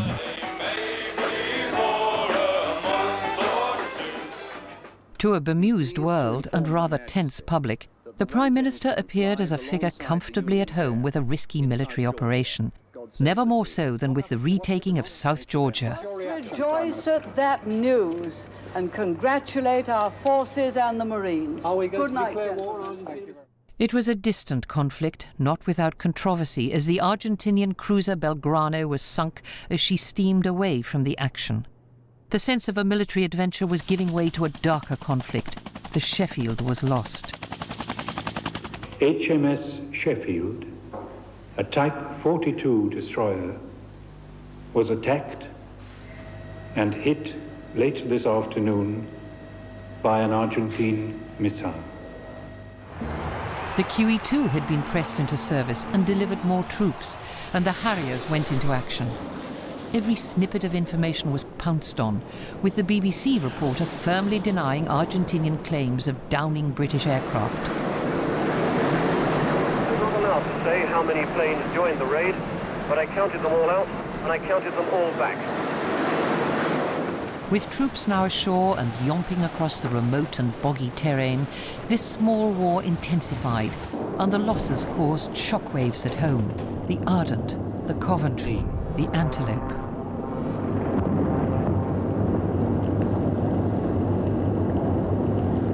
It was difficult to appreciate what was happening. The British heard the names Bluff Cove, Goose Green, Tumbledown, and had little immediate inkling of the close-quarter fighting taking place. Pictures of the Sir Galahad burning with 300 Welsh guards about to disembark brought home the reality of modern warfare. Less than 3 months after the Argentinians had tried to capture what they called the Malvinas, British troops marched into the capital, Port Stanley. With more than 120 British dead and 750 Argentinians, nevertheless, Mrs. Thatcher emerged in a glow of victory, which was to lead to an election triumph. A rapturous welcome awaited the task force on return to Portsmouth, cheers and tears, and several babies born in their father's absence.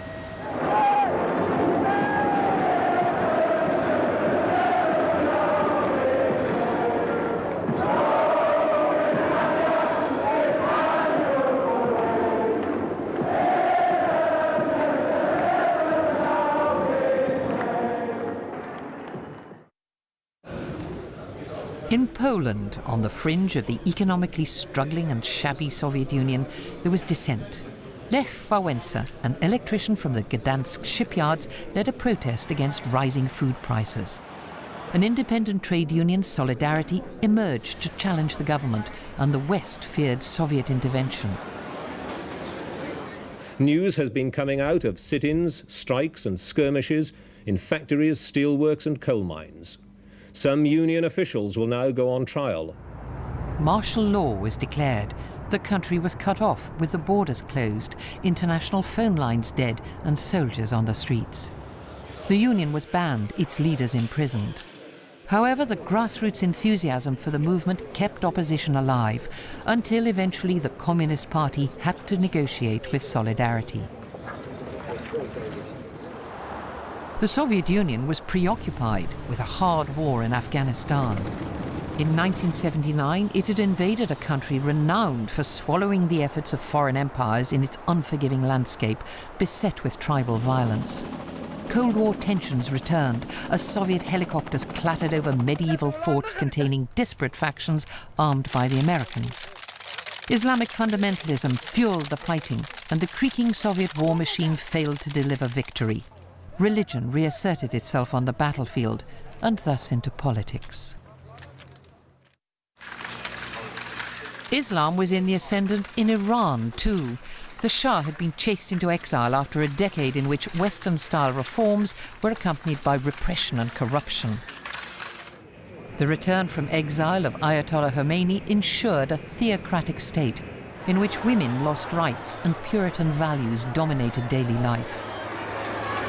It's extraordinary how one man can command such adoration, how so many people can believe that this frail old priest holds all the answers to Iran's problems. Hatred of all things Western crystallized in the seizing of 66 American hostages in the US Embassy, pictures of which played nightly on American TV news. President Jimmy Carter's response was a rescue operation which went spectacularly wrong and which dogged his presidency. The election of Ronald Reagan saw the hostage release finally negotiated, and the start of massive military spending with a program to intercept and destroy intercontinental ballistic missiles, nicknamed Star Wars. Appropriately, the new president had had a Hollywood career. An optimistic right-winger at ease with the media world, his confidence was projected in a foreign policy which reflected his detestation of communism. We will again be the exemplar of freedom and a beacon of hope for those who do not now have freedom. He intervened in Lebanon, indirectly in El Salvador and Nicaragua, and failed to inform Her Majesty in London when he invaded Grenada, the Caribbean island of which she was queen. He was shot and injured by John Hinckley Jr. in 1981, in full view of his accompanying TV press corps. The motto in Washington today is business as usual, or as usual as it can be, with a 70-year-old president lying in hospital with a bullet wound in his lung. He recovered, and by his sunny nature as much as his deeds, spread his optimism to many Americans. Not a world leader, not a pop star, but an insignificant fowl who made news as the world's first skateboarding duck. Herbie's talent was not particularly impressive, but it was being on television that made his name in the mid-70s, and he came to represent all that was, let's be candid, memorably trivial on the box.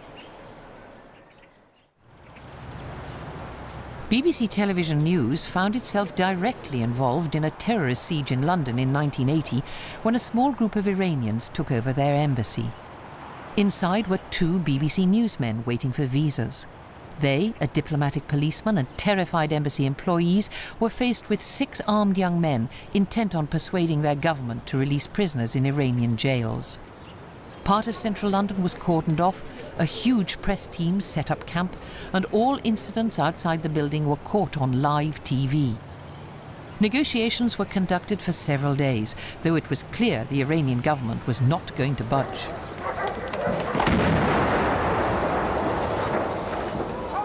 Stun grenade explosions heralded balaclavaed figures in black abseiling down the walls.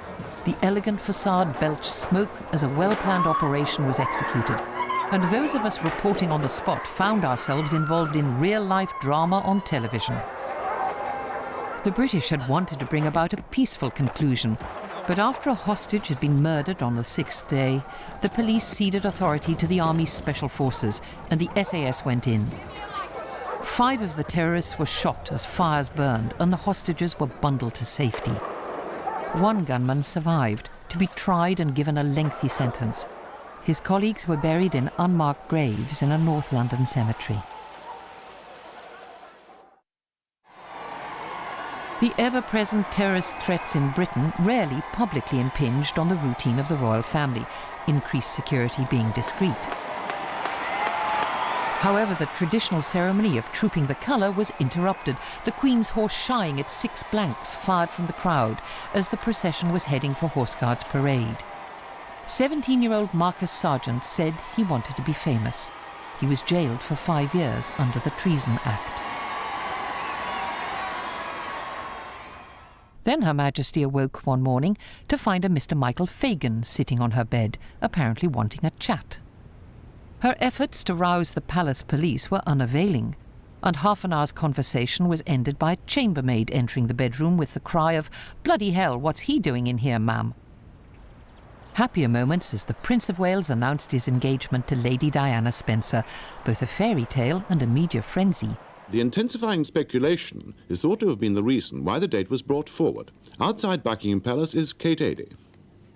Buckingham Palace on a very cold day has had a large crowd outside it all morning. The announcement came at 11 o'clock and the band of the Coldstream Guards played Congratulations. Even now, the TV cameras were probing into the relationship. And I suppose in love. Of course. Whatever in love means. Yes. The wedding was televised to the world in every detail. The dress designers, the bridesmaids, the guest list, the precise wording of the vows, the uniforms, the presents, the comments from the crowd. A television wedding. With this ring, I thee wed. I thee wed. With my body, I thee honour.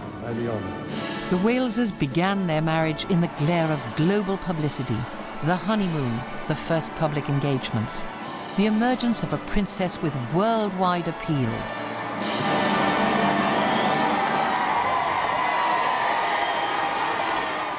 And the birth of their first son, William. Television chronicled history as never before.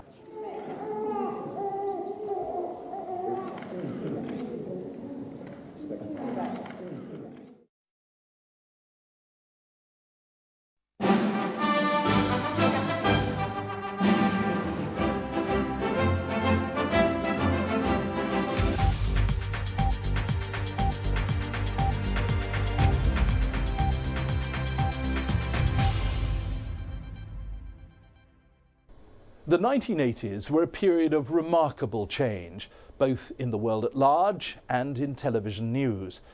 Great events began to unfold on camera, and television news adapted itself accordingly, with the advent of CNN, for instance. The Cold War faltered and died away, and people like me were able, through the new technology, to give some sense of the immediacy of what was happening. Television news was beginning to bring the world home to people as never before. Dawn, and as the sun breaks through the piercing chill of night on the plain outside Coram, it lights up a biblical famine, now in the 20th century. This place, say workers here, is the closest thing to hell on earth. People had never seen pictures as terrible as these at such length on television news before. The BBC was breaking new ground. It was as though we were there, seeing these things for ourselves. Ethiopia is turning into the worst human disaster for a decade, a disaster begun by nature but compounded by man. Sing it to the world! The upsurge of feeling was immense, and the result was Live Aid. It was an unstoppable outpouring of music and generosity, and it was driven by the eccentric genius of Bob Geldof.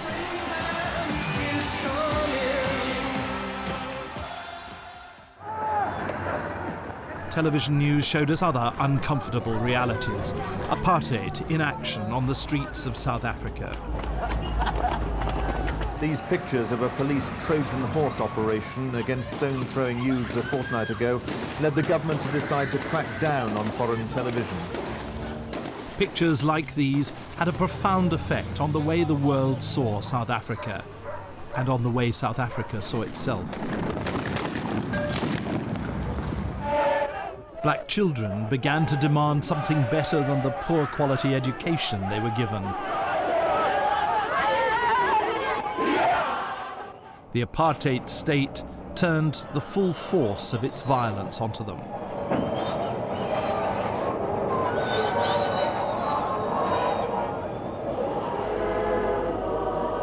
By the time of the Uitenhage massacre in 1985, these huge non-violent gatherings continued, even though they were banned under repeated states of emergency. Apartheid was reaching breaking point as we watched. Freedom is not cheap. Many, many more are going to face treason trials. Many, many more are going to be banned. Many, many more are going to die.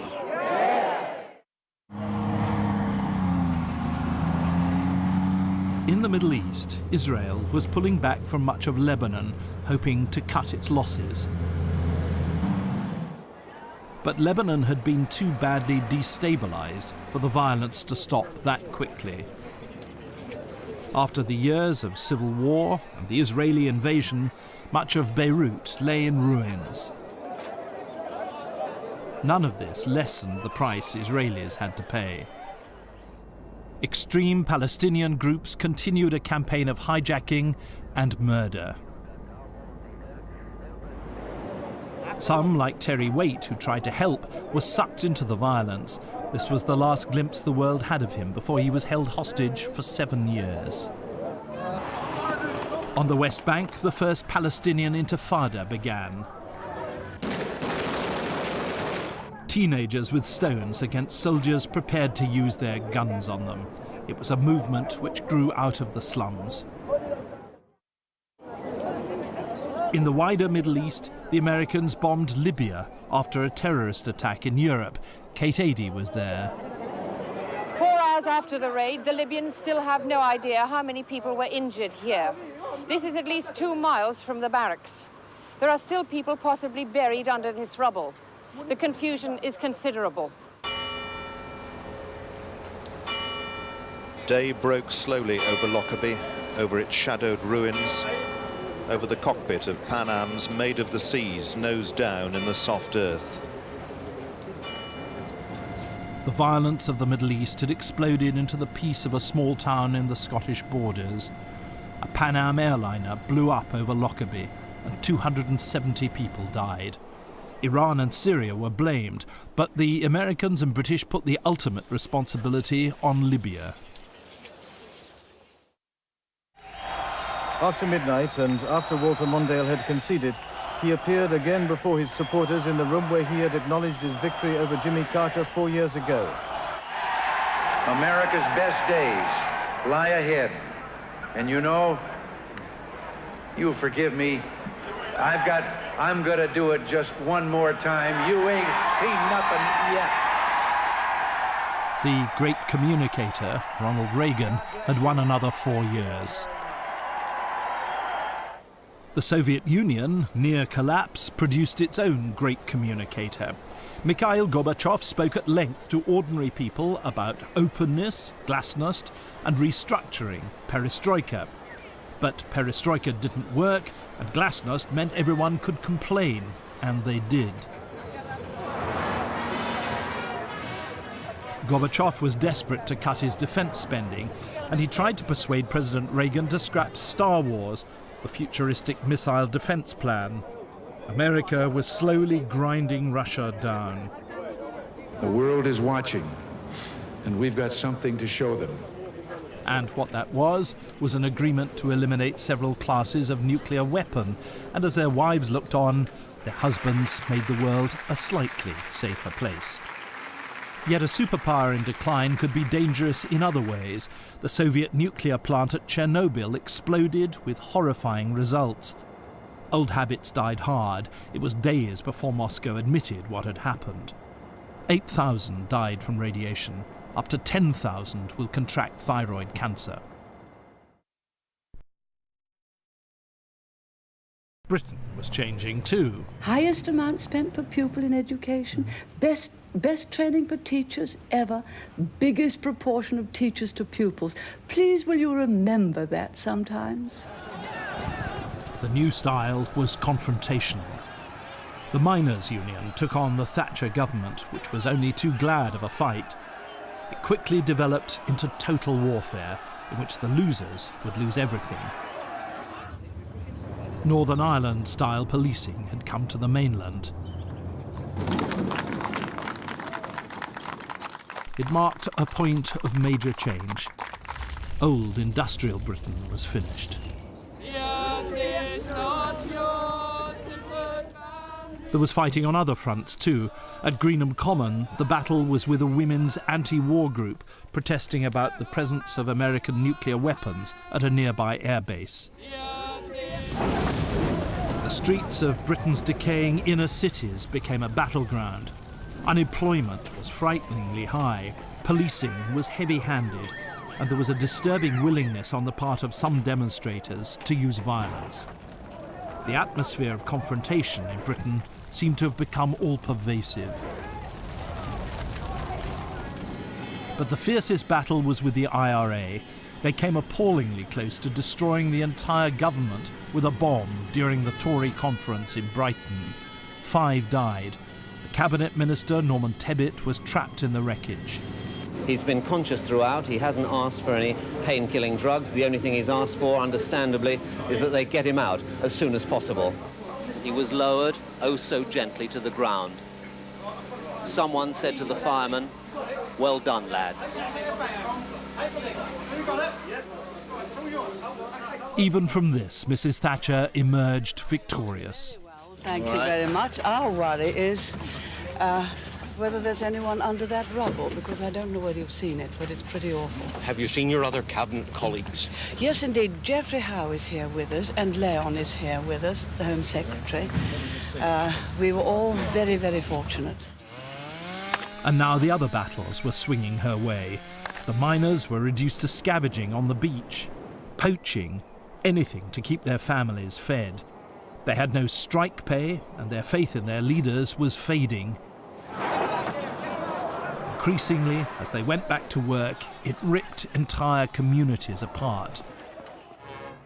Finally, in March 1985, the strike collapsed. It was dawn.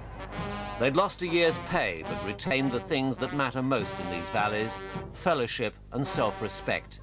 If anyone thought it was a defeat, now was not the time to say so. As the first cage disappeared into the darkness, they cheered. They were cheering themselves. The Labour Party was fighting its own internal war, Neil Kinnock versus the far left. His shrewdly chosen target was the Liverpool councillors, but they're only whipping boys for all the people he thinks are spoiling Labour's chances of office. Implausible promises don't win victories. I'll tell you what happens with impossible promises. You start with far-fetched resolutions, outdated, misplaced, irrelevant to the real needs, and you end in the grotesque chaos of a Labour council hiring taxis to scuttle around the city, handing out redundancy notices to its own workers.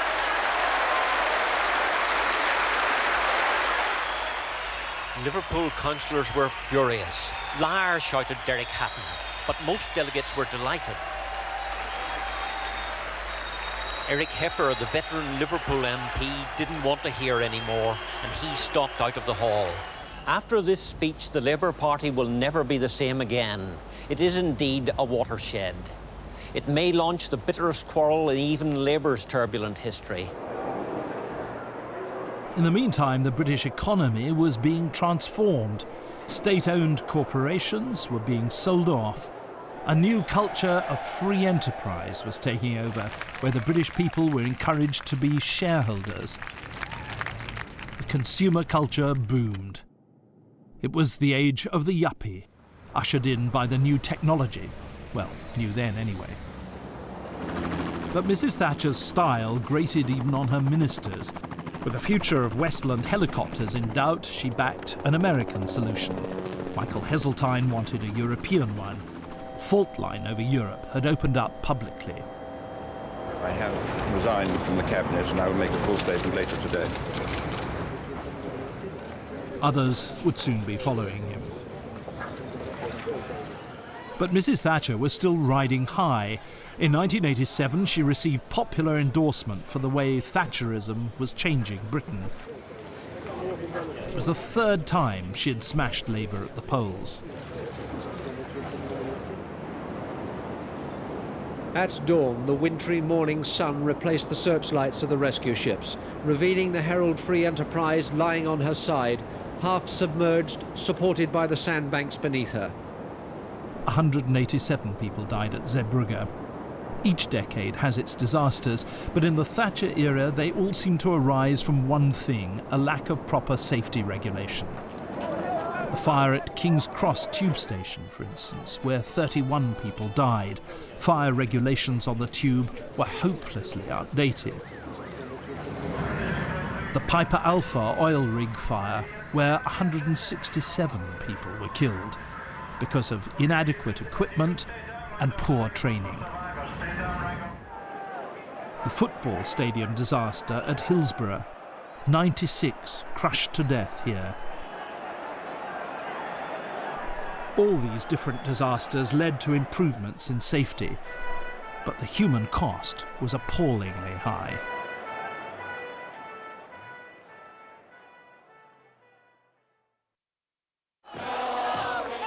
By 1989, change was becoming worldwide. It even reached China. But it wasn't enough for the pro-democracy students, and they occupied Tiananmen Square. I watched the troops move in to clear them out. The driver of the vehicle ran out of luck fast. Once he was stuck, the crowd had him, and the half-dozen soldiers inside virtually at their mercy, though the armour resisted their efforts for a long time. Soldiers had to get out or die from fire, even though the alternative was possible death at the hands of the wild, uncontrollable crowd. But not everyone had yielded to the violent hatred. A group of students took the considerable risk of bringing up a bus to shelter one of the soldiers from the mob. They fought the crowd for possession of his life. And finally, they managed to get him on board. But it wasn't enough. The lust for blood was such that people poured onto the bus to get at him, though it seems he survived. After hours of shooting and facing a line of troops, the crowd is still here. They're shouting, "Stop the killing and down with the government." A huge volley of shots just as I left the front line caused panic. The young man in front of me fell dead. I fell over him. 2 others were killed yards away. 2 more people lay wounded on the ground near me. By November, the spirit of change had even swept the Berlin Wall aside. Berliners from both east and west linked hands and danced round their liberated territory. Behind them, others clambered playfully up and down on the Berlin Wall itself, something people used to be shocked for. Say hi to Axel.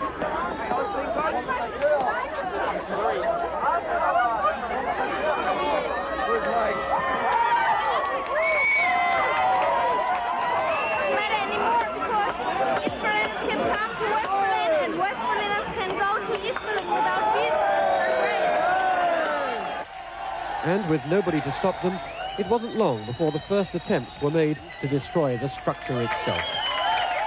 I'm standing on top of the Berlin Wall, which for years has been the most potent symbol of the division of Europe. And there can be few better illustrations of the changes which are sweeping across this continent than the party which is taking place here on top of it tonight. I want to be an astronaut.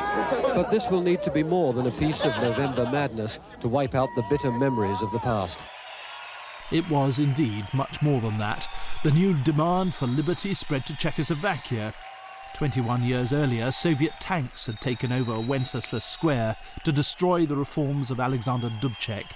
Now he was swept back by this peaceful revolution while the world watched and the crowds cheered.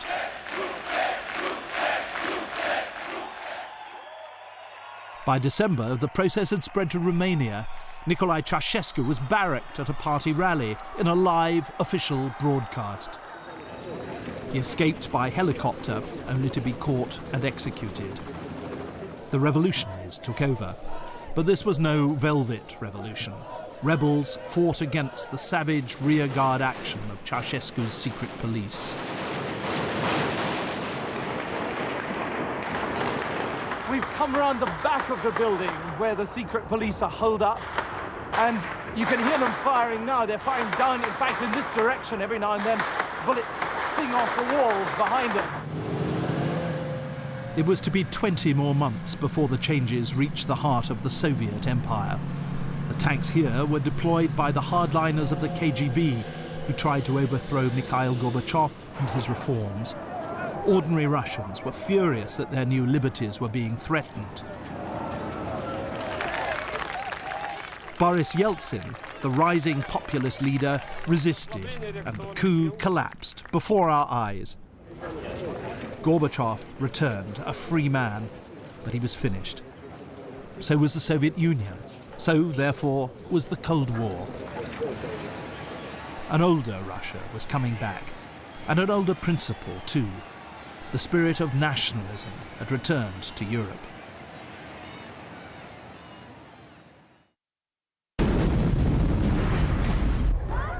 One of Northern Ireland's worst atrocities. An IRA bomb at Enniskillen's Remembrance Day commemoration. 11 died, 61 were injured. Hey! Get a load over here and carry them! Pass them over! The rubble into the building! Violence only led to more violence. The cycle seemed unstoppable. At the funeral of 3 IRA volunteers killed by the SAS in Gibraltar, a loyalist throws hand grenades into the crowd of mourners. And then, at the funeral of one of the 3 people who died there, the crowd catches sight of 2 British soldiers in a car. They're there by mistake. In full view of the cameras, the crowd attacks them.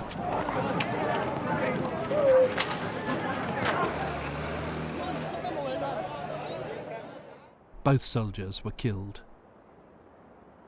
But slowly, old wrongs were being put right. In 1989, the Guildford Four were released. I've been in prison 15 years for something I didn't do, for something I didn't know anything about. 2 years later, the Birmingham Six were freed as well.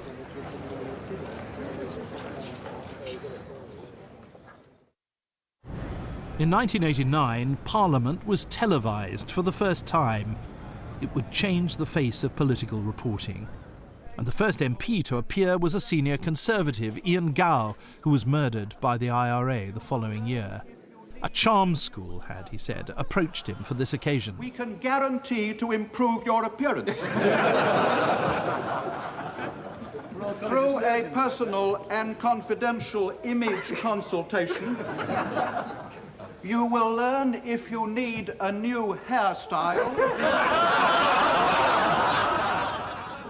By now, Mrs. Thatcher was becoming deeply unpopular, with inflation at 10%, interest rates at 15%. She was determined to force through a new poll tax, which created huge, sometimes violent, resentment.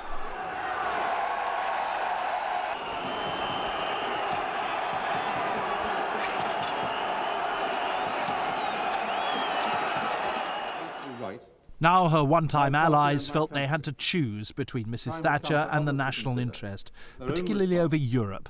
Sir Geoffrey Howe put the knife in. I no longer believe it possible to resolve that conflict from within this government. That is why I have resigned. In doing so, I have done what I believe to be right for my party and my country. The time has come for others to consider their own response to the tragic conflict of loyalties with which I have myself wrestled for perhaps too long. Mrs. Thatcher's years of power are over. She resigns to make way for a Conservative leader more likely to win the next election. She defends her government, perhaps for the last time. We made Britain stand tall again, she says.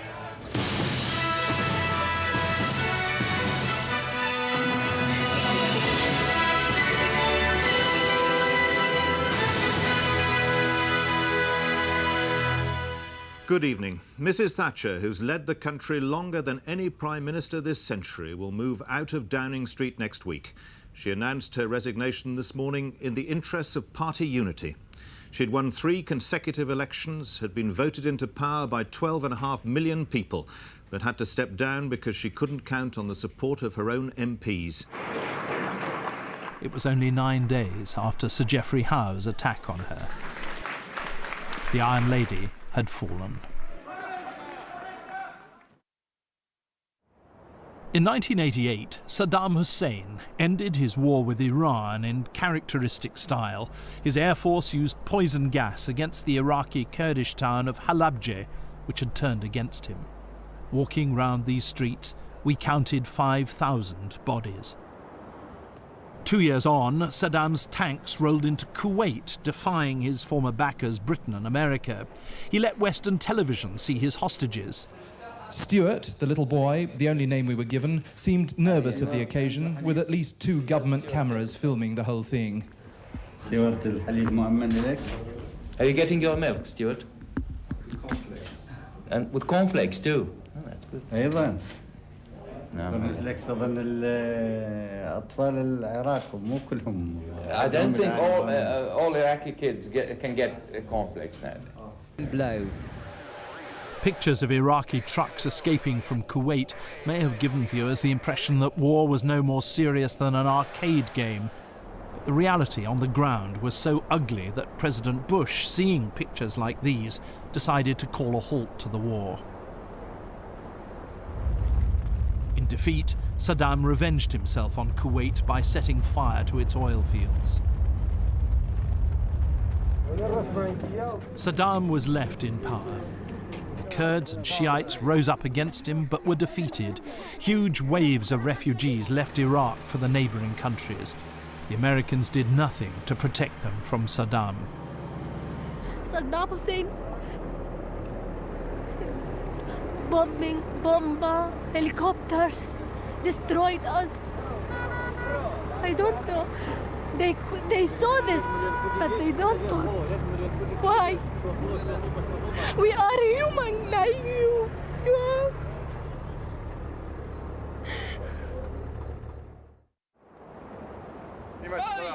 In Europe, the end of the Cold War meant that the old restraints had vanished. Yugoslavia fell apart into a vicious series of wars. Ethnic cleansing entered the language. They came upon a house in the centre of the village where a family of 7 had died. 2 in the stairway, another 5 in the cellar. It's hard to look at some of these pictures. What happened here can frankly not be shown in any detail, but the room is full of the charred remains of bodies, and they died in the greatest agony. It's hard to imagine, in our continent and in our time, what kind of people could do this. In Sarajevo, snipers controlled the streets, picking off people every day. The nightmare still had years to run. A lot of civilians would like to get out of Sarajevo, but they can't. The place is sealed off, there's no escape. More shells started falling. One landed as the boys and girls from Vedrana's children's home arrived with their flowers. As quickly as they could, they dropped them on the graves of Vedrana and the baby boy the sniper also murdered. It was time to go. As the family was leaving, the gunners found their range.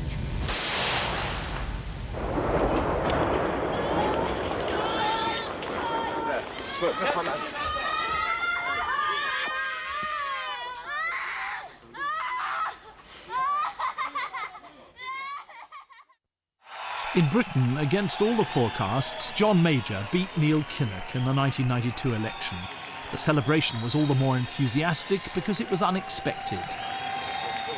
But in spite of all the celebrating that night, there wasn't much ahead for John Major except trouble.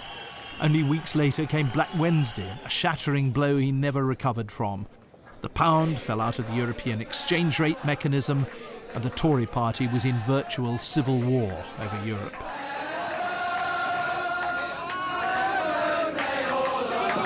Did you honestly think it was always going to happen then? Yes, John, I did.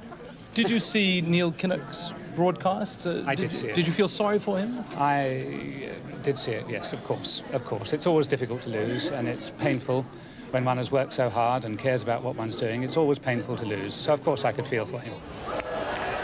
Slowly, though, a new world was opening up. In South Africa, Nelson Mandela was released, and an optimistic rainbow nation started to emerge after the apartheid years.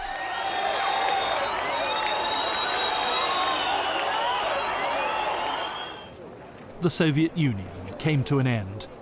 In the long run, Russia was to thrive. All sorts of new nations were born from the old Soviet Empire, with varying fortunes. The royal family went through the worst of times. A lonely Princess of Wales decided to go her own way. The Duke and Duchess of York were separated. Princess Anne's marriage to Captain Mark Phillips came to an end. Even the Queen's favourite home was damaged by fire. Some of the great moments, like the Middle East agreement brokered by President Clinton, turned out to be false starts. Yet, even here, the feeling that agreement was possible would never entirely die.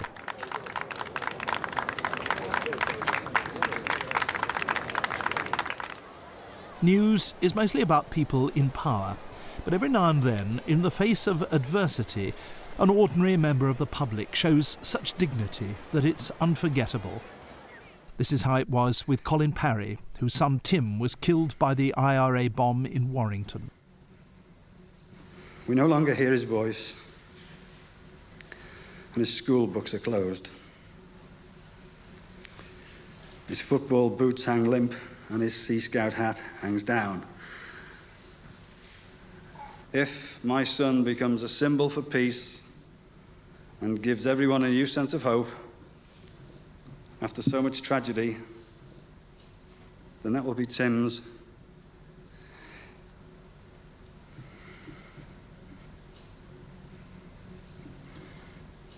unique achievement.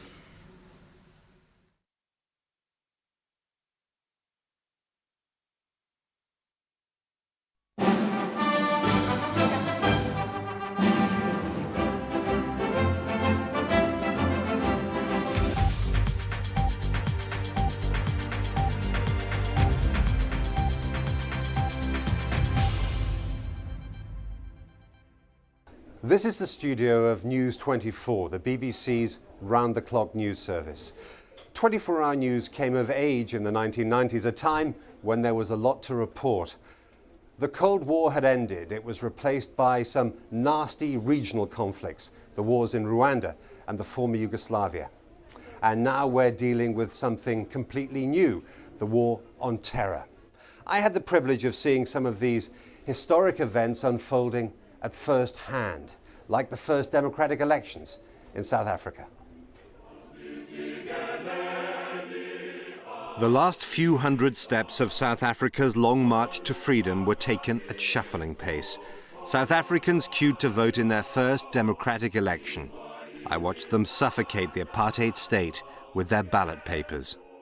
Today, it's a new South Africa. It's the beginning of a new South Africa.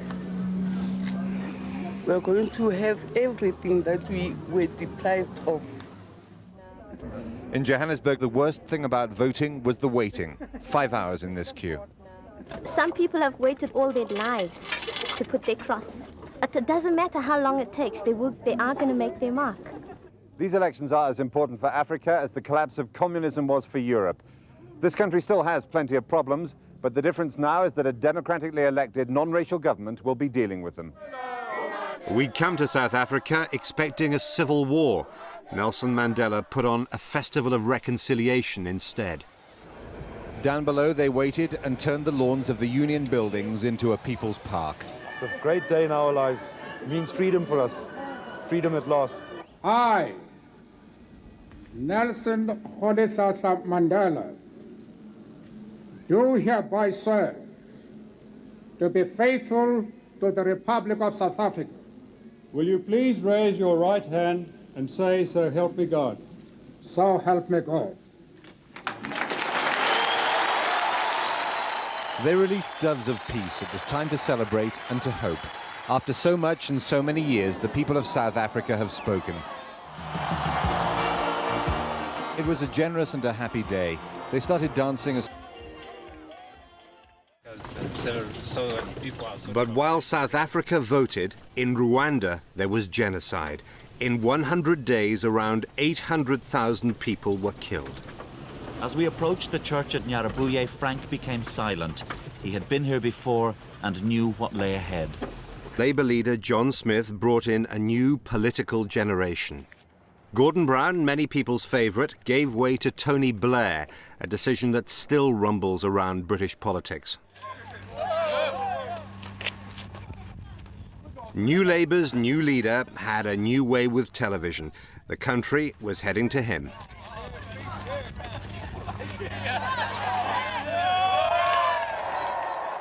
A huge landslide put Tony Blair into Downing Street. 18 years of Conservative rule ended. His supporters were desperate for change. The new Prime Minister seemed absolutely certain that he could satisfy them.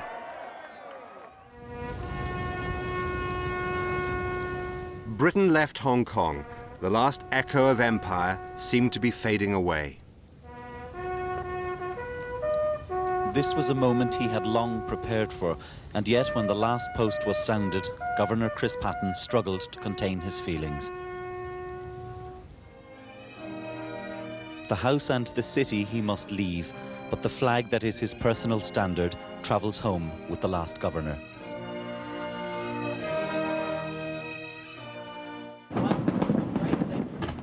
The last rites of imperialism finished with, the departing power staged a carnival of light. The generation who will grow to adulthood as Chinese citizens looked on in wonder. Tonight, as Britannia sails away behind me, it is hard to imagine an age when men from Britain got into wooden boats to sail halfway around the world. Back then, Hong Kong was a desolate or forlorn place, the most improbable of all Britain's imperial adventures. And yet it was to become the Empire's brightest prize. Fergal Keane, BBC News, Hong Kong, and the People's Republic of China.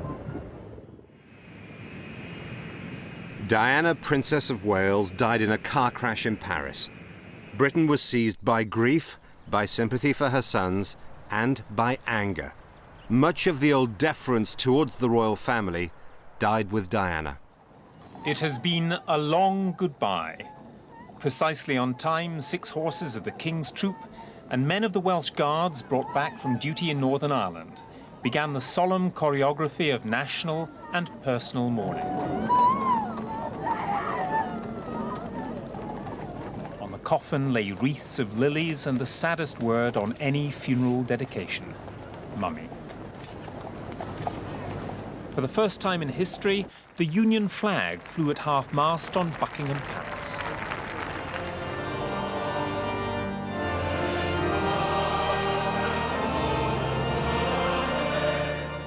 Diana, Princess of Wales, was carried for the last time through the streets, away perfumed by flowers, to the family estate in Northamptonshire, where this most public figure was laid to rest, out of the public eye.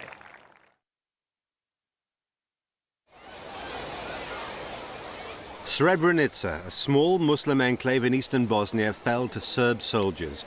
In Sarajevo, I watched their own television pictures of their victory. General Ratko Mladic, Commander-in-Chief of the Bosnian Serb army, addressed the crowd. "Don't be afraid," he said. "Buses will take you to Muslim territory. Women and children first. Nobody will hurt you." The crowd of women and old men chorused thank you as he went about his business.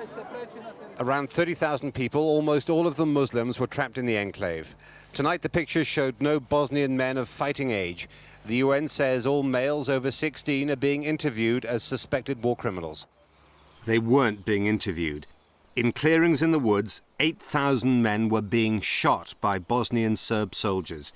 It was the worst atrocity in Europe since the days of the Nazis. Later, investigators gathered evidence for the War Crimes Tribunal. For a while, it looked as if the 20th century's longest war was ending. The leaders of Israel and the Palestinians were rewarded with the Nobel Peace Prize. It was a little premature.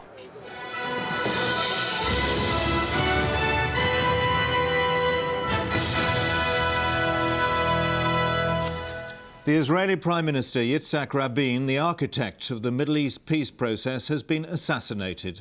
He was shot at least twice as he left a huge rally for peace in Tel Aviv tonight and died shortly afterwards in hospital. A 27-year-old Jewish man has been arrested and an extremist Jewish organisation has claimed responsibility for the killing. Yitzhak Rabin had spent the evening at a peace rally in Tel Aviv. The rally ended with Mr. Rabin joining in a song for peace. Police estimated around 100,000 people were there. One placard said, "Yitzhak Rabin, you are the hero of our generation." The assassin opened fire as the rally was breaking up. Mr. Rabin's bodyguard threw himself in front of the bullets. He was hit as well. Morning candles are being lit, prayers are being said. The assassination is one of the greatest traumas modern Israel has faced. He was the leader Israelis trusted most with their security. Without him, concessions to the Palestinians would have been unworkable. This is a defining moment for Israel and for the peace process. Jeremy Bowen, BBC News, Jerusalem. No political murder in the 20th century was more effective. Rabin's killer, Yigal Amir, wanted to wreck the peace process. Perhaps it would have collapsed anyway, but without Rabin, it didn't stand a chance.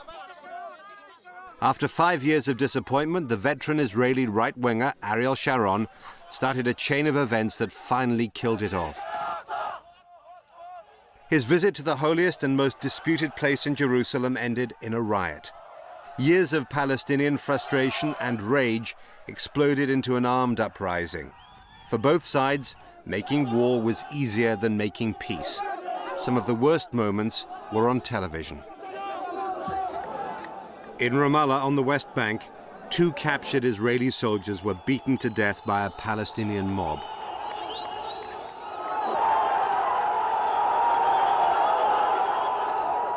Israel's revenge came quickly.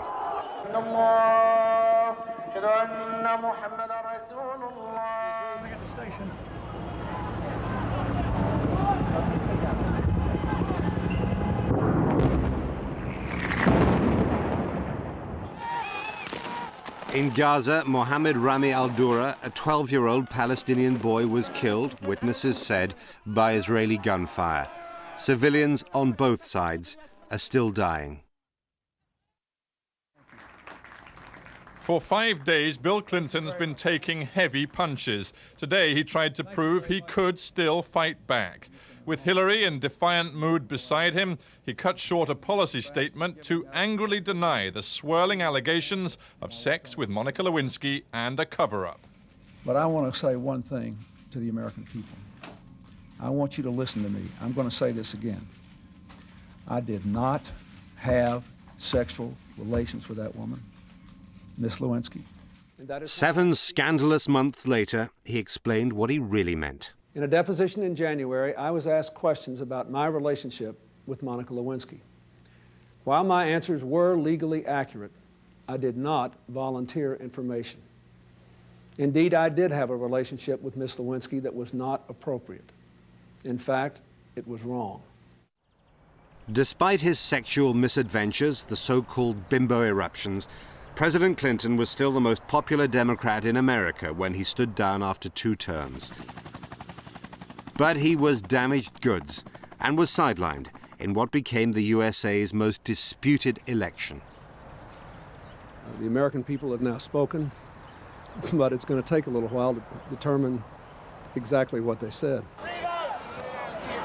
It came down to Florida. It went to the Supreme Court before Al Gore, who had more votes nationwide, conceded to the Republican candidate, George Bush. I was not elected to serve one party, but to serve one nation. The President of the United States is the President of every single American, of every race and every background. Every day, 8,500 people across the world are killed by AIDS and another 14,000 are infected. 28 million have died since the pandemic began. There is nothing more the medics can do now except wait. For the boy in the bed, life is finally slipping away. Nkosi Johnson was not expected to live to see his 3rd birthday. Now at the age of 12, his long fight is almost over. Nkosi broke this country's heart last July when he made a speech to thousands of delegates at the World AIDS Conference in Durban. His simple plea that people with HIV and AIDS should not be demonized was breathtaking for the dignity and courage with which he delivered it. We are normal. We are human beings. We can walk. We can talk. We have... South Africa was in denial about AIDS. One emaciated, brave child shouted, "Wake up."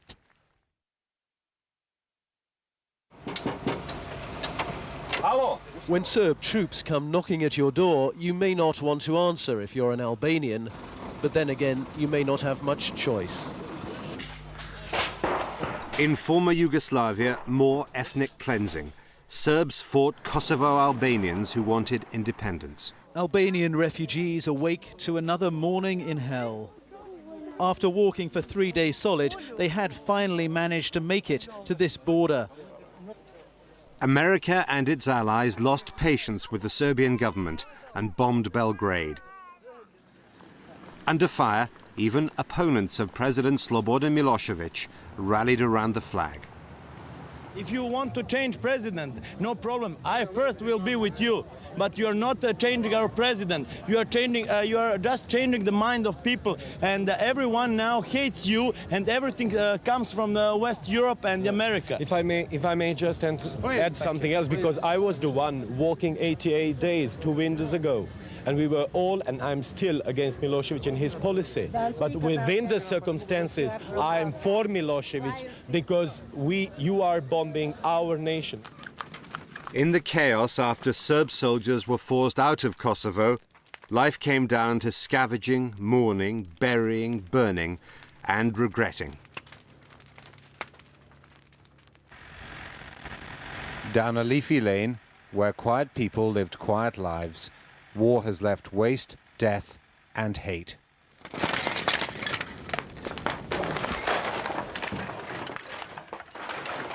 Serbs and Albanians were side by side in these hamlets. The Albanians say their Serb neighbors turned into their persecutors, their murderers. Now they've gone, they're looting and burning their houses. There are scores to settle here, unfinished business to complete with people whose names they know, before they can even start thinking about the future. No Albanian in this area is talking about reconciliation. What they want is revenge. The defeat in Kosovo finished President Milosevic. The parliament in Belgrade was stormed when he wouldn't step down.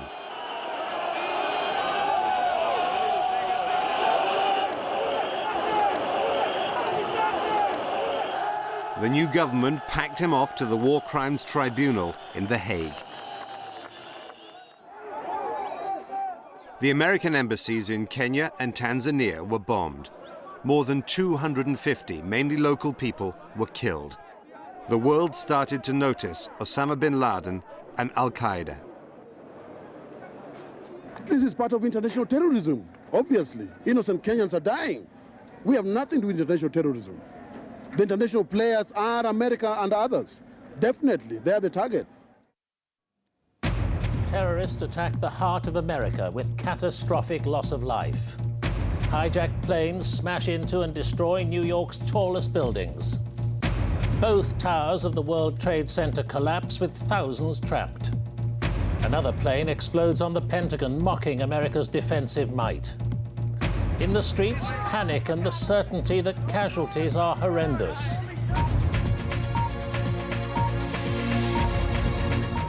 It should have been a perfect day. But just before 9 o'clock, the pure blue sky over Manhattan was filling with smoke. A hijacked American airliner had just smashed into the North Tower of the World Trade Center. No one quite knew what had happened. Surely this must have been a terrible accident. But what happened next showed these were no accidents. A second hijacked airliner, a Boeing 767 with 92 people on board, is flying straight for the other tower.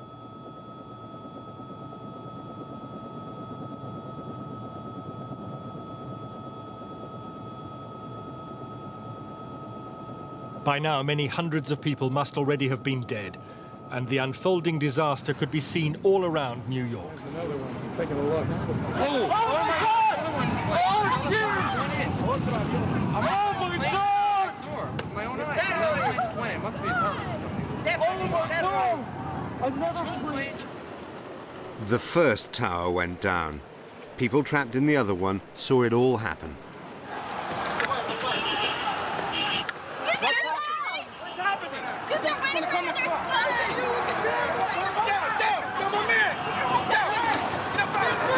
It's just got to be a terrorist attack. I can't tell you anything more than that. I saw the plane hit the building.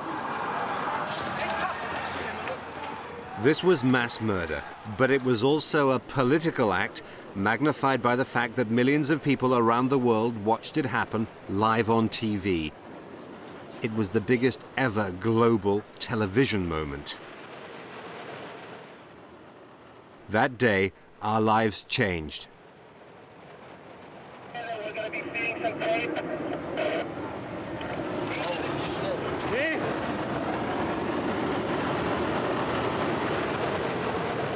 America's first target was Afghanistan. Its rulers, the Taliban, had sheltered Al-Qaeda and Osama bin Laden. The B-52s were still flying high over Kabul yesterday afternoon. Nervously, this broken city and its people waited. That night, my colleague William Reeve was sending a report when this happened.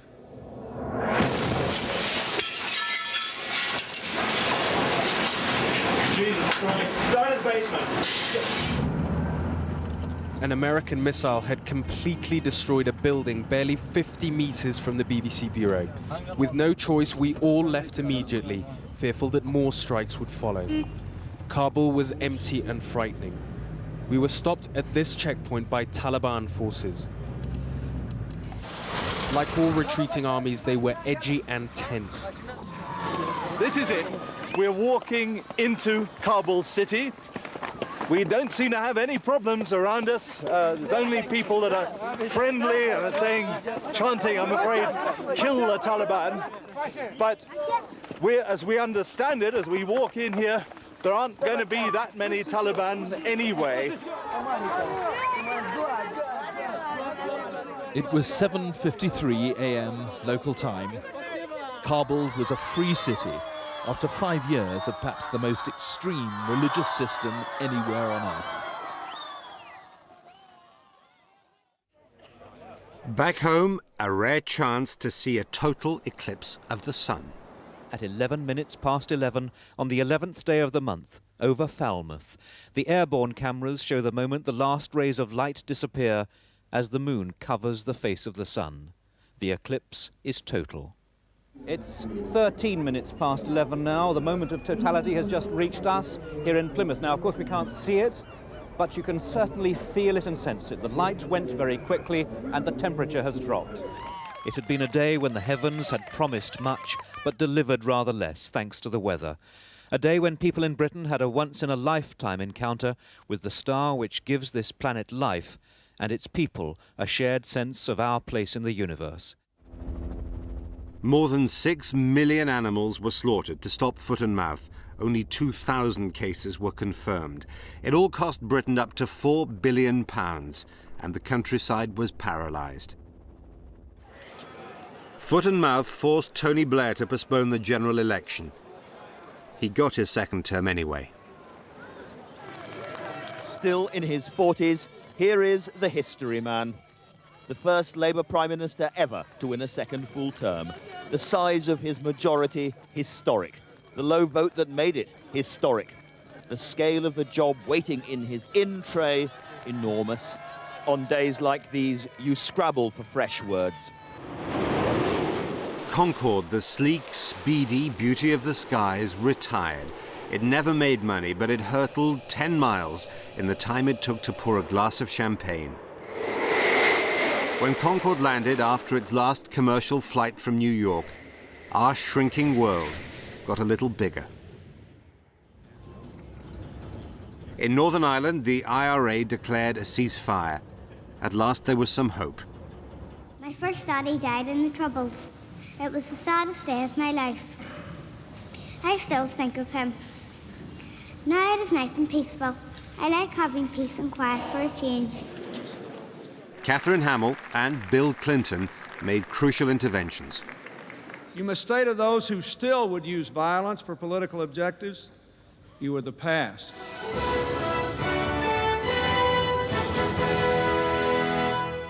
An historic agreement for peace in Northern Ireland has been reached within the past few minutes.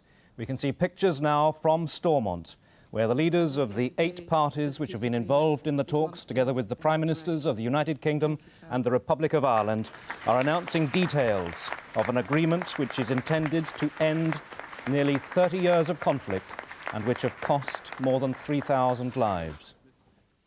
It wasn't the end of the killing. 29 people died when a Republican splinter group bombed Omagh. The people of Omagh, just like everyone in Northern Ireland, had just begun to believe that a hopeful present really could become a peaceful future. Instead, the bombers ripped the heart out of this town, broke hearts across the country, and offered only hate, misery and death as their alternative to the peace process. There should have been a carnival here. Instead, there was carnage. Saturday afternoon shoppers here because it was safe, crowded together away from a bomb scare. Instead, the bomb was in their midst. It killed 14 women and 3 young girls. It killed 5 men and 4 young boys. It killed 3 generations of one family, a 65-year-old grandmother, her pregnant 30-year-old daughter, and her 18-month-old daughter. A litany of the dead, of the slaughtered innocents. Peacemaking was patchy and difficult, but it changed Northern Ireland profoundly. The Royal Ulster Constabulary, which was dominated by Protestants, was replaced. The first 44 new members of the new police service on parade. They were recruited specifically to be 50% Protestant and 50% Catholic. And they start their careers on the day that the new uniform and crest replaced the old RUC symbols. But on a day of change, they kept one tradition. Dennis Murray, BBC News, Belfast. The Queen Mother died at the age of 101. Her grandson stood vigil in Westminster Hall the night before her funeral.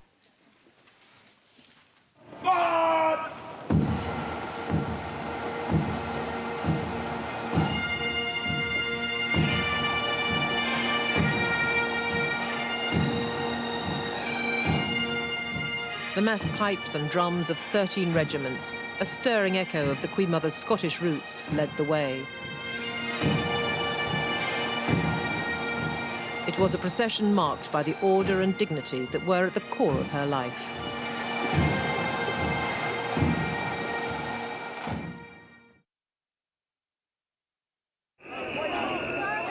Britain split over the prospect of making war on Iraq.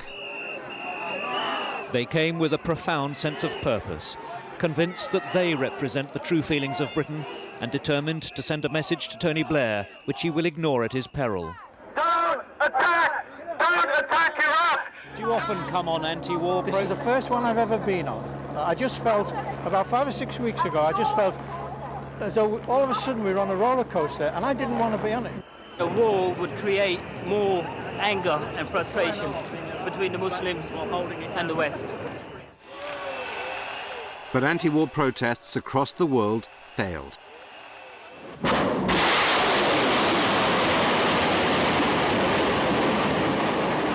The first taste of war for most crew members, thrilled to target Saddam.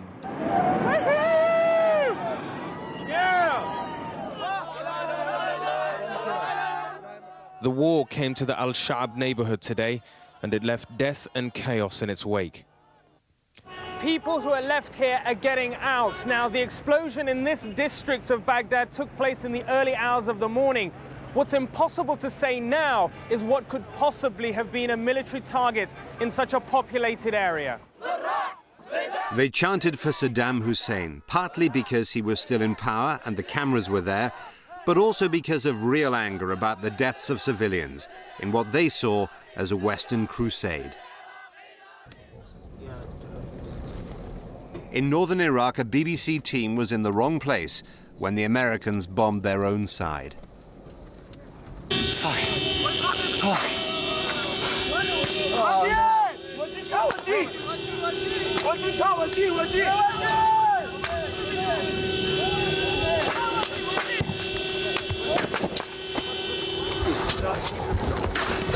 The missile landed only 10 yards from us. I even saw it as it hit. Some of my clothes had been ripped off by the blast. The Americans captured Baghdad after a lightning campaign. Their leaders hadn't thought much about what to do next. US soldiers helped a small crowd of Iraqis pull down Saddam's statue by the hotel where foreign reporters stayed. Their pictures flashed around the world. 65 years of hatred and rage as they jump up on the statue, trouncing it, they're flicking their shoes off, they're smashing it to pieces. It took 8 months to find Saddam Hussein. A year after Baghdad fell, armed rebels were killing American soldiers. Saddam's weapons of mass destruction, which the war was fought to eliminate, still hadn't been found. 190 people died in bomb attacks in Madrid. Islamist terrorists were blamed. The Spanish government, a staunch supporter of Washington, was thrown out by voters 2 days later.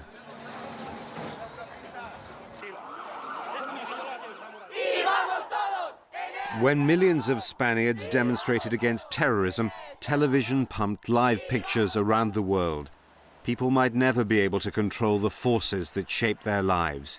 But these days, at least they have a chance to see them and perhaps to understand them. We've been showing you a snapshot of some of the momentous events that BBC Television News has been covering for 50 years. The way we bring the news to you has been revolutionized. At the moment, the technology is changing so quickly that it's hard to predict what it will look like in the future. What hasn't changed is the job that we do as journalists, trying to make sense of what's going on in the world. And that's what's happening here in the newsroom right now. 24 hours a day, 7 days a week at BBC Television News.